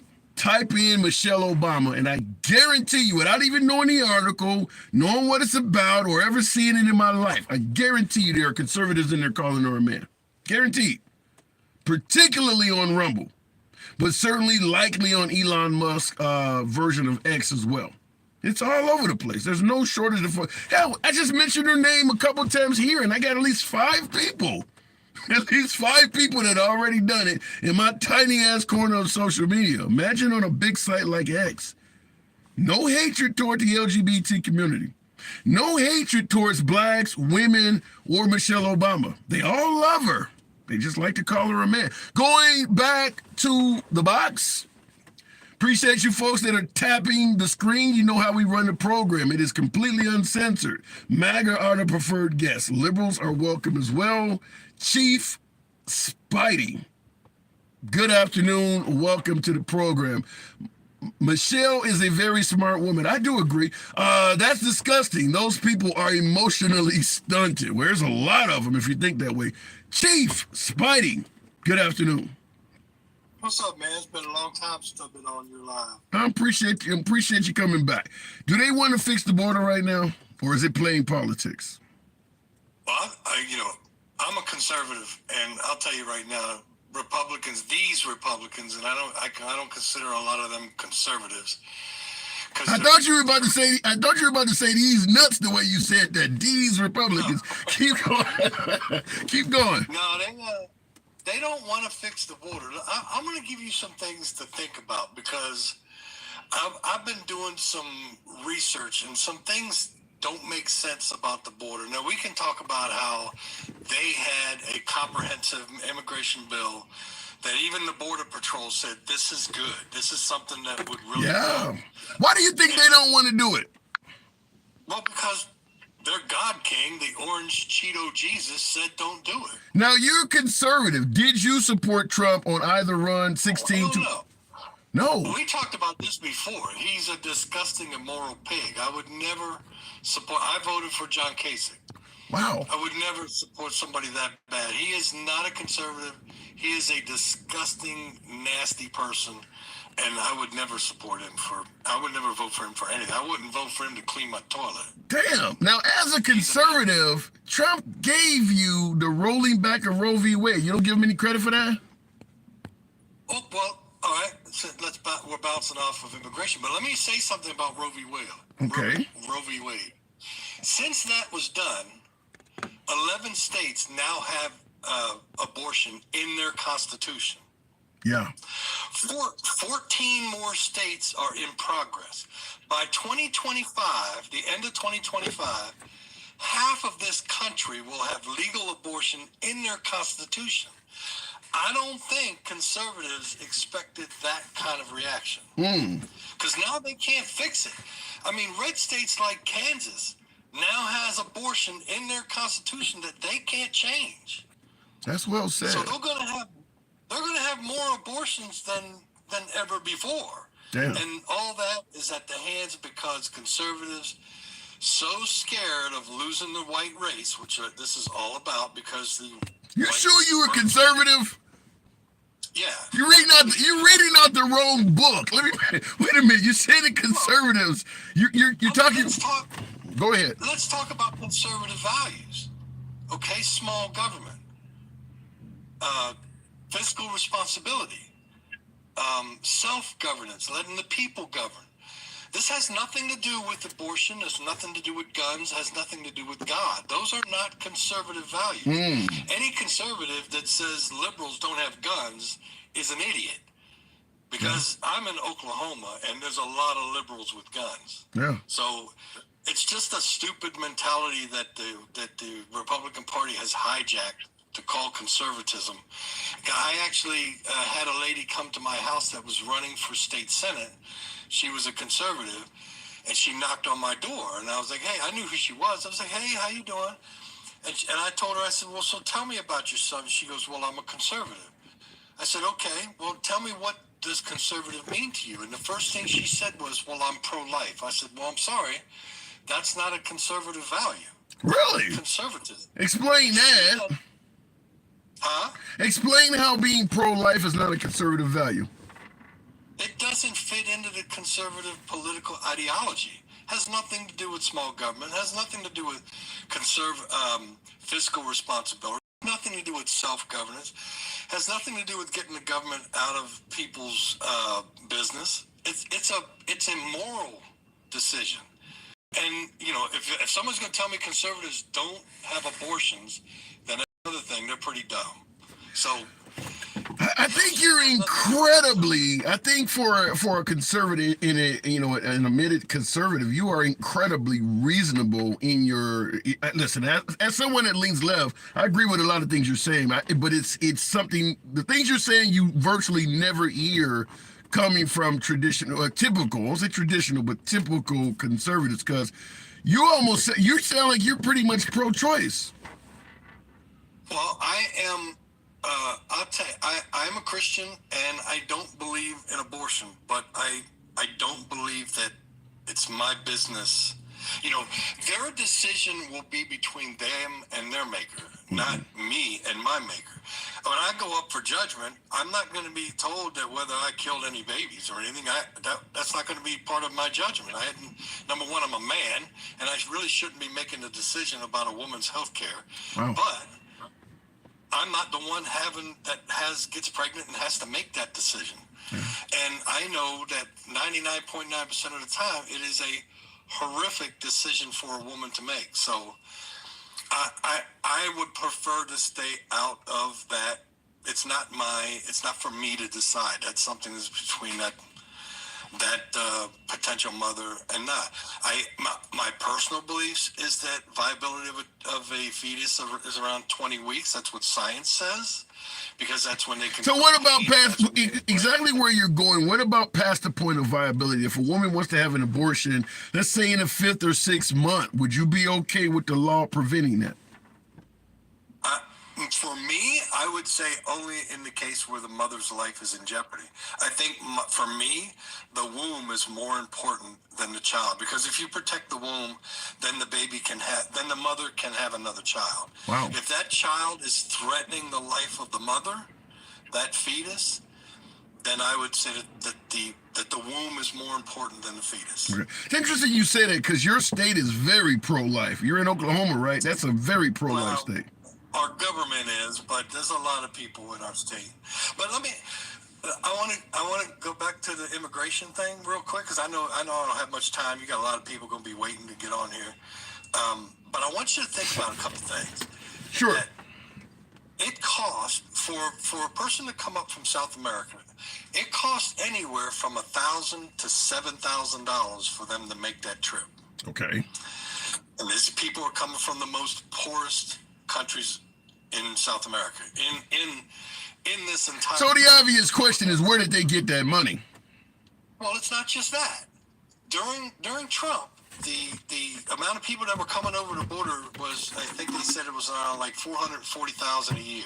Okay. And this under Biden last year, I think it was like 3.2 million. Why do you think that happened? What happened for more folks?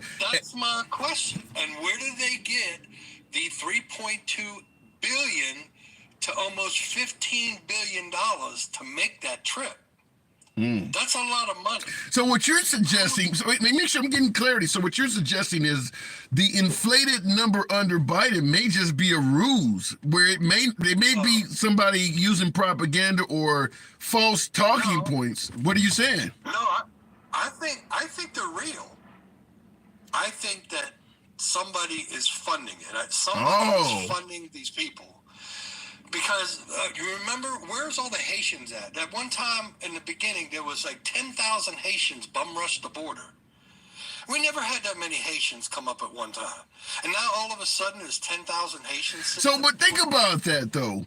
Let's say what you're saying, you know, I mean, it's conspiratorial, I get it, but let's say there's some validity in what you're saying, where these very poor people are coming to America and somehow coming up with this money it takes to hire coyotes or whatever because somebody's giving it to them. Wouldn't that potentially put America at grave danger, which is what Trump and the Republicans are saying about you can't vet people? If somebody is paying for them to come here, they clearly would have some type of ill intention for America. Why would somebody want tens of thousands of people to come here to the point where they're willing to pay for it? Is that putting us in risk? Let's look at this. Throughout the history in the last 15 to 20 years, the GOP hasn't cared about the safety of this country. I mean, look what they did with Benghazi. They actually coordinated the pullout of Afghanistan. Chief, you said you were conservative. You said, you sure? That's not conservatism, though. You know, the entire plan for the pullout of Afghanistan was to have the Taliban watch our back and make sure no soldiers were going to get killed, and we'll pull out. And what happens? A suicide bomber, manages to get through all the Taliban security that was guarding the airport, which was magic. No Taliban were killed from that explosion. Now this is under the Bush. This is under the Bush administration, right? No, that was under Trump. They planned the coordination to pull out of Afghanistan. Oh, yeah, right. By the Trump administration. Okay. And it was delayed by 3 months because they were supposed to pull out in May, but Biden had taken over and things had gotten delayed, and they ended up doing it in August. And it was a mess. It was a mess. But let me, speaking of that same incident, if we never had that terrorist attack, everything would have been great. Well, speaking of that, though, let me ask you the question I asked my last caller, but I'm going to reverse it. I asked him about grading the Biden administration. You're mentioning Trump. You remember the grades we got in school, A, B, C, D, or F. Yeah. What letter grade would you give Trump? I would give, for his administration, I would give him like a C-. There was some things that I didn't have a problem with. There was some policies I didn't have a problem with. Getting the border under control, I don't really think he got it under control. The thing where they sent him back to Mexico, I thought that wasn't constitutional, because the Constitution says they will be deported to their country of origin. Right. Which isn't Mexico, it's Guatemala or these other countries. But when you get into the time frame of COVID, then he drops to a D, because they really shit showed the COVID response. Yeah. And that caused inflation, that caused the stock market to crash, that caused unemployment to hit 14%. Do you believe his actions? Do you think he's worthy of a second term? Trump? No, not. If he had not done the problem with the classified documents, and he had not given classified documents, shown classified documents to Russians that were in the Oval Office, that one meeting they had, he had the football sitting on his desk, and he had not leaked some classified documents, I would still have a problem with it, because I still think he's an immoral pig. Damn. He's not a Christian.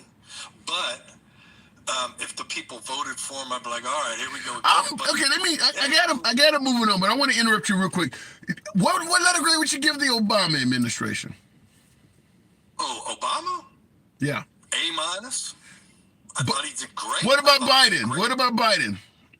Right now, Bobby, maybe a B. The reason why I'm asking is you gave Obama flying colors. You gave Biden so far a B, but you gave Trump a C-. And you're saying you're a conservative? Yeah, look, whoever's in the office has nothing to do. If they go by my conservative values. Now, I learned who to vote for, what party I was, what I was, conservative or liberal. When I was 18 years old and I went to go vote for my first election, I went to my mother and I said, Mom, I don't know who to vote for. My first election's coming up. And she started asking me all these questions. Who do you think should run the government? Should it be run by the people, or should it be run by the government? I think you might be maybe a libertarian or an independent. I got to move it on. I'm fortunate I do got to move it on, Chief, though. But yeah, I know. You don't sound very conservative to me, but I appreciate you coming on. I still believe in those conservative values. But like I said, God, guns, and abortion are not ideologies. But they're personal beliefs. Wow. All right. Appreciate you coming on. That's different. No wonder now, for my liberals tuned into the program, and somebody said he's not MAGA. Damn right he's not MAGA, but it doesn't sound like he's very traditional conservative either. Real quick on YouTube, The super chat that came in, I certainly listen. I don't get a lot of super chats on YouTube, so I certainly want to acknowledge you folks. And because the comments are going by, I do apologize when I don't see it. How old is this guy? Genuine question. Were you referencing my last caller? Damn, I hate that I missed that. I'm 51, but I wanted to acknowledge those that are sending super chats on YouTube because I don't get them very often. And I see in the comments, Big Tech on YouTube said that says Big Tech Nazis? Really? Oh my God. I don't block, ban, or censor anyone, so I'm going to point out unique names, but that actually says Big Tech Nazis. How did you get that by YouTube? That was no conservative. I agree that if I had to gauge my last caller, he didn't sound conservative to me at all. Now, in regards to his age, sounds like he's probably somewhere in my age category, plus or minus a few years, but Big Tech Nazis, wow. Going back to the comments, you guys know how it works. We go left of QAnon, or better yet, left of Bernie Sanders, so I'm having dinner with QAnon. Everybody's left of QAnon, but we go from left of Bernie Sanders to I'm having dinner with QAnon. So we don't block, ban, or censor anyone. Allow me to get my speech in order. As I always state, if you enjoy civilized dialogue from both sides of the aisle without any concern of the host trying to ban, block, or even sway your opinion, because it's all about free speech, I invite you to follow the program. For my TikTok users, for my YouTubers, feel free to hit that subscribe button. Certainly smash that like button. That's how the program is ran here. So this is not an echo chamber. No matter what side of the aisle you're on, you're going to hear things you really favor and things that you may think are idiotic, because everyone gets to speak without any censorship. Christopher says, I'm liking this. Thank you. Sam says, give me a pass. I don't quite get that, but going back to the box. Christ on a bike, that's all I know. I don't know what that means. On YouTube, Minnesota fan, good afternoon. Welcome to the program. Do they want to fix the border? I'm talking about left and right.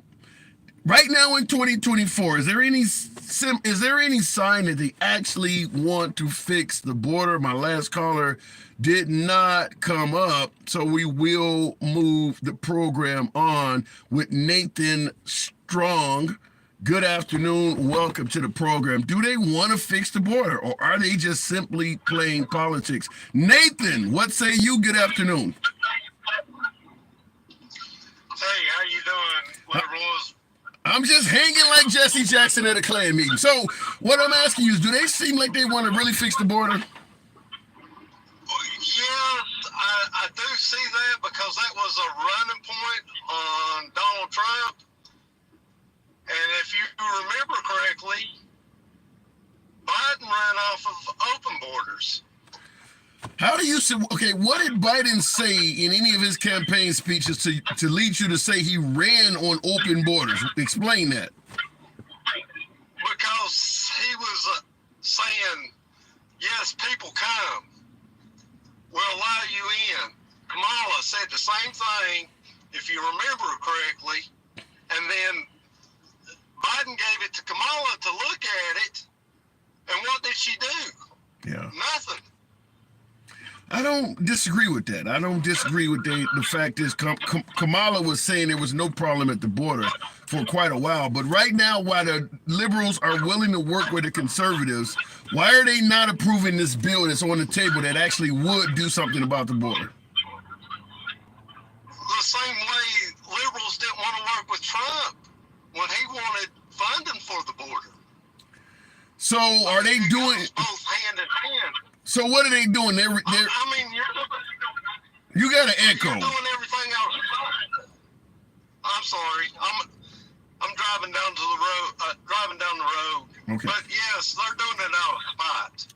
So you're saying the Republicans, because the liberals didn't want to work with Trump, they're avenging that with not working with the liberals right now.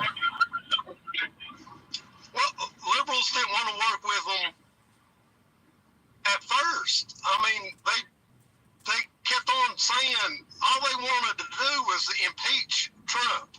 Okay. Is that not correct? The first 3 years Trump was in office, all they talked about was impeaching him.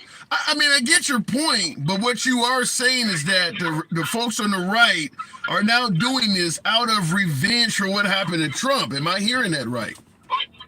Not out of revenge, but just saying, hey, you didn't want to work with us then. You're too late to the party. I mean, that's on you. Well, if you think the border is out of control, why would you not work with them right now when they have a bill that would control what's going on? Do you honestly think that the border is out of control since Texas took over? Texas is not the only state on the border. Right, but now you're starting to hear a bunch of liberal cities complain about all these migrants in our sanctuary cities and want 36 hours of confirmation before we send them. Come on now, Texas don't get 36 hours when they get them. Okay, real quick, let me ask you this, and thank you for that super chat. I did see that. My new favorite medium, live, drive, side politics. Thank you on YouTube. I do appreciate that $2 super chat. So you believe right now with what Texas is doing under Governor Abbott, you believe the border is under control right now? Under Texas, yes. Okay. Maybe not Arizona, maybe nowhere else, because they're trying to play good with Biden.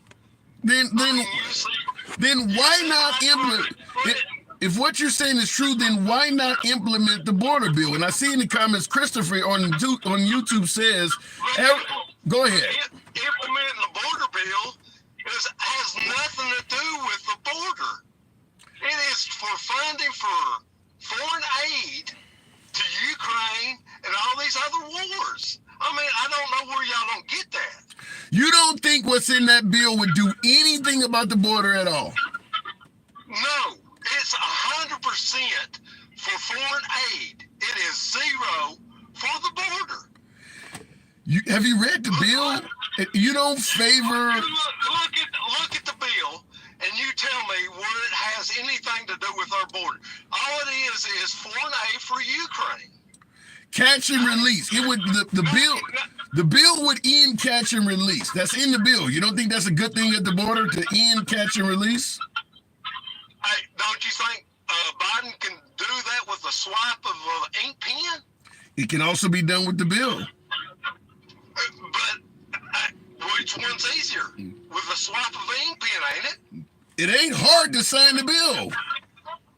It ain't hard for him to reverse what he took away. So you're okay with leaving the border as is in hopes of Trump getting elected? Okay, if President Biden's such a great president, why don't he just reverse what he signed? He killed.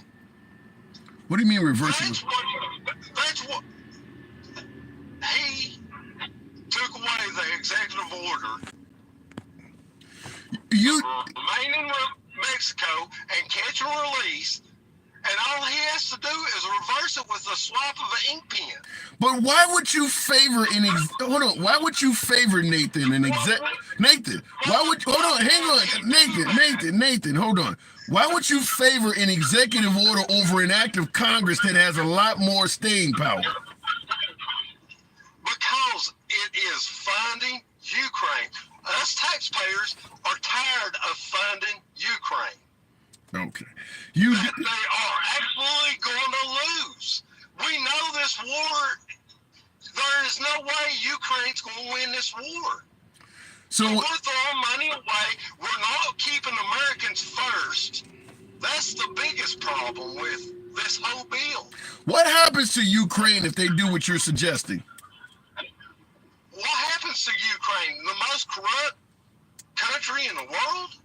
So I'm asking you right now, while they're at war with Russia, if we no longer help them, what do you think happens to them?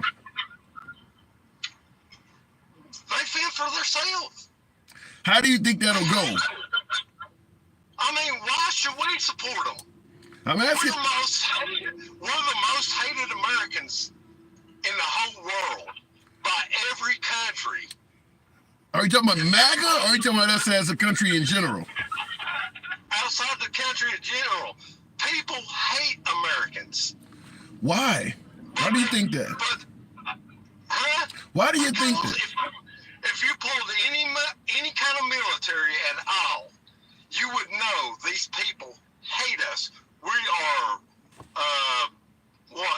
uncivilized cowboys is what they call us.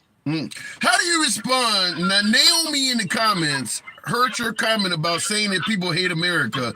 Naomi states, Naomi 007 says it's because of Trump. Do you think Trump has hurt the reputation of this country and led for more people to hate us?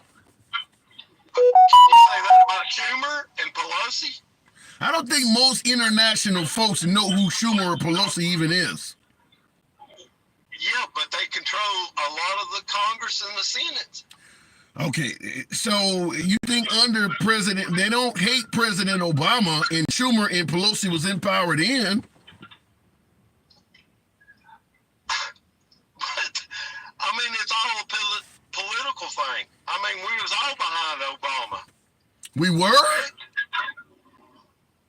I was. How about Trump saying he was born in Kenya? You think Trump was behind Obama too?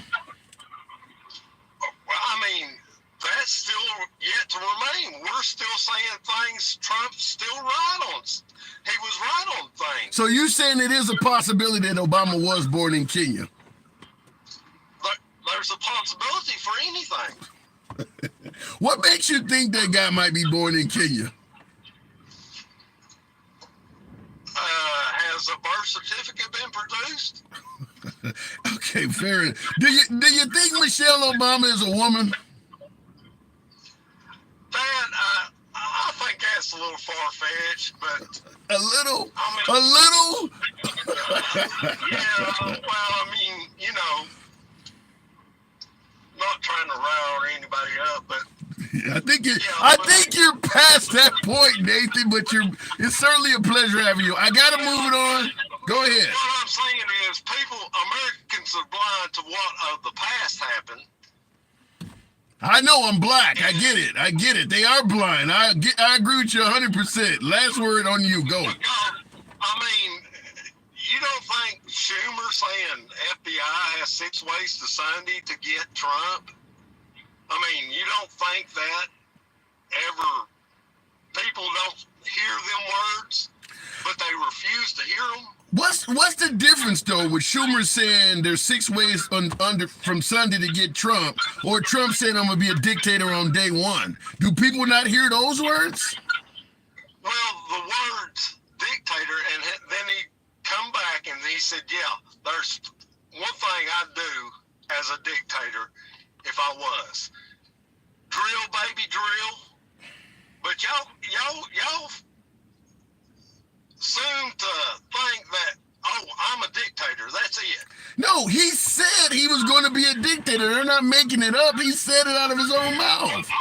Yes, but you did not hear the following words. Y'all decide not to hear the following words. Nathan, why would he even joke about something like that that's all over the news? Oh my gosh. Just like I said, you cut off half of what he says. Y'all take one word, you take what you want to hear, and you run with it.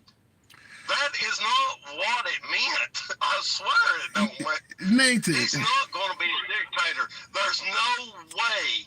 We got more of a dictator in office now because you see all these press being shut down and quiet because of who's in office right now. All right. And y'all refuse to see that part of it. Well, I want to see things. I want to see You're things. asking for Tucker Carlson to be put up for treason. Well, I'm no fan of what Tucker Carlson did, but I wouldn't suggest him going up for treason. Nathan, I do got to move it on real quick. He has that right? I believe he does. Well, I mean, so, and then you allow Ukraine to put a kill hit on him? I haven't heard that. That is representing America. I haven't heard. What? Ukraine has put a kill hit on Tucker Carlson. Do you think they might see Tucker Carlson like Tokyo Rose, for those who are old enough to remember, a propaganda machine for the enemy?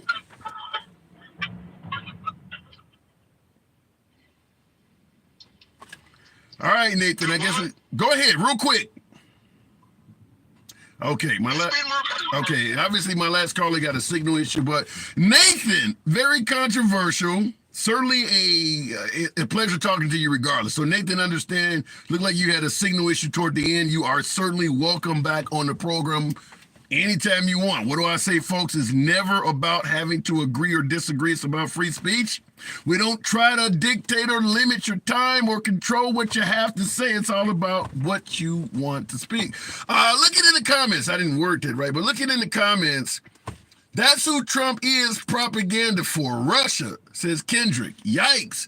Why is Trump seemingly, I'm going to add that in there like they add allegedly in there. Why is Trump seemingly so pro-Russia? A little known broadcasting secret. Howard Stern almost always has stuff pass him. Has staff pass him notes.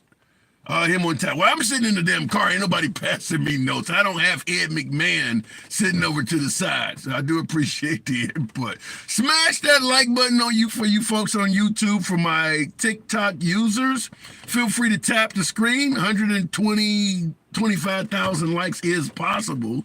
Certainly appreciate you getting me up in the 6 digits for the likes, but feel free to let your thumbs not be lazy, smash that like button. If you enjoy civilized dialogue from both sides of the aisle, what do I always say? Hit that subscription, smash the like button, feel free to follow the program. This is what we do Monday through Friday. We're here every day at 1 p.m. Uber drivers in Minneapolis striking today. Zero effect, just like, yikes. We'll talk about that in a different video, but that is disappointing news. Going to the box, C. Michael. Good afternoon. Looking like Chuck Norris there on the photo. C. Michael. Good afternoon. Welcome to the program. Hey, good afternoon there, handsome liberal. How are you doing, man? I'm doing real good there. So, what do you think? You think they really want to fix the border right now, or are they playing politics? I think they're playing politics with it. Both sides. So we have other borders. We have New Mexico, we have Arizona, and we have California, but there's a lot of attention on the Texas border, mainly because it is a red state. And so all of our attention is drawn on that. We do have surges on these other states as well. True. But it's something very interesting that I discovered from a Spanish news outlet that they are advertising to the Hispanics to come to the border and vote for Biden. And I don't know if that's legit. It just seemed kind of odd that. Where did you see that information that immigrants are being advised to come to America and vote for Biden? Where did you see that? It's Gilbert Montalvo. He's had over 1.5 million views on that particular video, that there's some sort of plan that the liberals have, that they want to bring all of them in to give Biden all, the Democrat votes, and that's what they're there for. So they get free hotels, they get free stay, they get amnesty. But Michael, they are illegal. You're saying that the Democrats are letting them in to let folks who have no legal right to vote for Biden? Well, this is the weird thing, is that supposedly there's a system that's in place in New York right now where you don't need a state ID to go and vote. You can use a school card, a bus card. You can use any ID. If you go to the Democratic election website, it's a Democratic. It's specifically for the Democrats, and you go look at what it's votenow.com or something like that, and it has all the different ways that you can go and vote without a state ID. So do you personally yourself think there's any validity to the notion that a lot of illegal immigrants or asylum seekers, but they're illegal voters, regardless if they're here illegally or they're seeking asylum, they don't have the legal right to vote? Do you think in an election coming up in November, there's going to be a lot of illegal voters in this country voting for Biden? You think there's a chance of that happening? Yeah, I do, because there's constitutionally they're not supposed to be allowed to vote until they have some sort of citizenship. But unfortunately, if they've taken a government job, being a military service or a correctionals officer or something of that sort, where they have a government elected position, they're going to be allowed to vote in the general election. Then why would the Republicans not work with the liberals? Because that bill would get a lot of these folks out and limit how many of them can come in. By not agreeing with the liberals on this bill, the amount of folks coming in this country is going to remain at the number it is now. There's going to be a lot more people here. Right. There's the thing of it is that if they really wanted to stop it, if you think about it, just as in a layman's term, if Biden can, at the stroke of a pen, send agents to cut the wire, why can't he at the stroke of a pen, send them to put up the wire? Why are we saying that it has to be a congressional decision and it can't be a presidential decision? If he can tell them to open it up, why can't he just go close it up? That's a legitimate question that Biden could indeed do quite a bit more than he's doing from executive action. However, that doesn't excuse the Congress choosing not to do what they could do. Why aren't they just agreeing with the bill? Right. So the reason for the bill is not so much whether or not they're going to open or close the border. It has to do with appropriations of money, where the money is going to go for certain things. Now, my hypothesis is that they're sending money out to the migrants in forms of travel cards, cell phones, or whatever. This is just a hypothetical thing. I don't have any evidence to back it up, but it would make sense to me if they were wanting to bring more people into the country, that's where that money would go, to get people from Chile that have been dislocated by the fires, other people that are all, they have no place to go. Tell them to come to the U.S., we'll pay your way. And then when you get here, we'll house you and all of that stuff. So then, based on listening to what you're saying, Michael, I guess the obvious question I got to ask you is, do you think the 2024 presidential election will be fair from Trump's standpoint?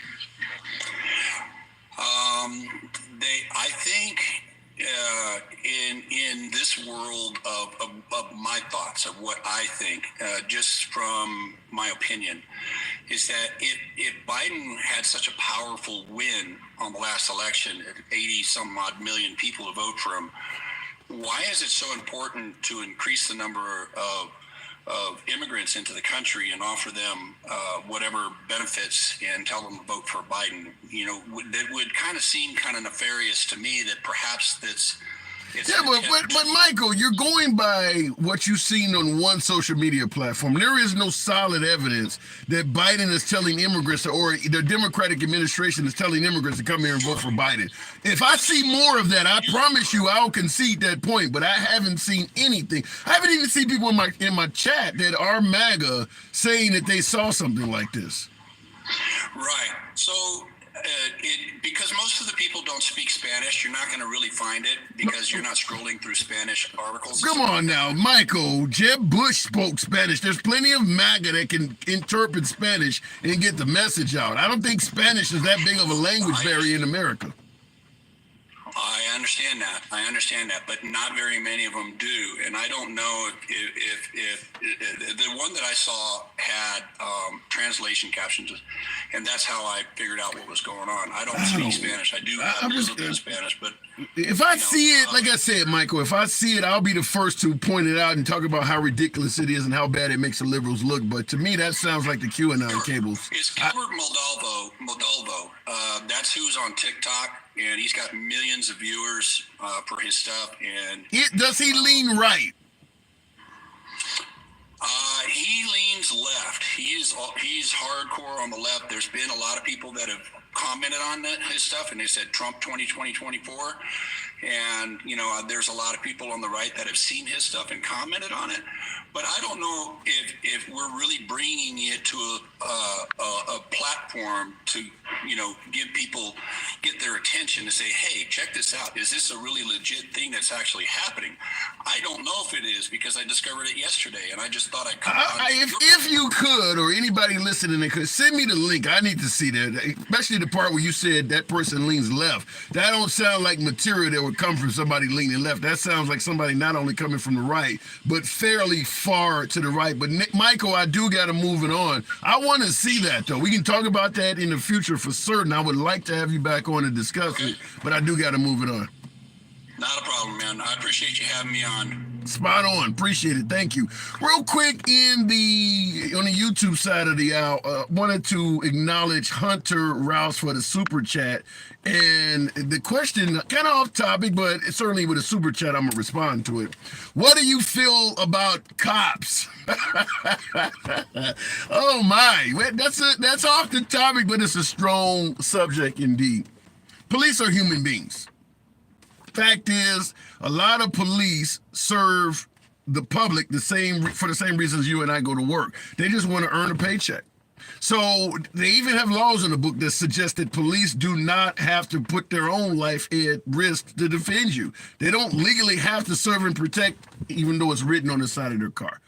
Police have an agenda.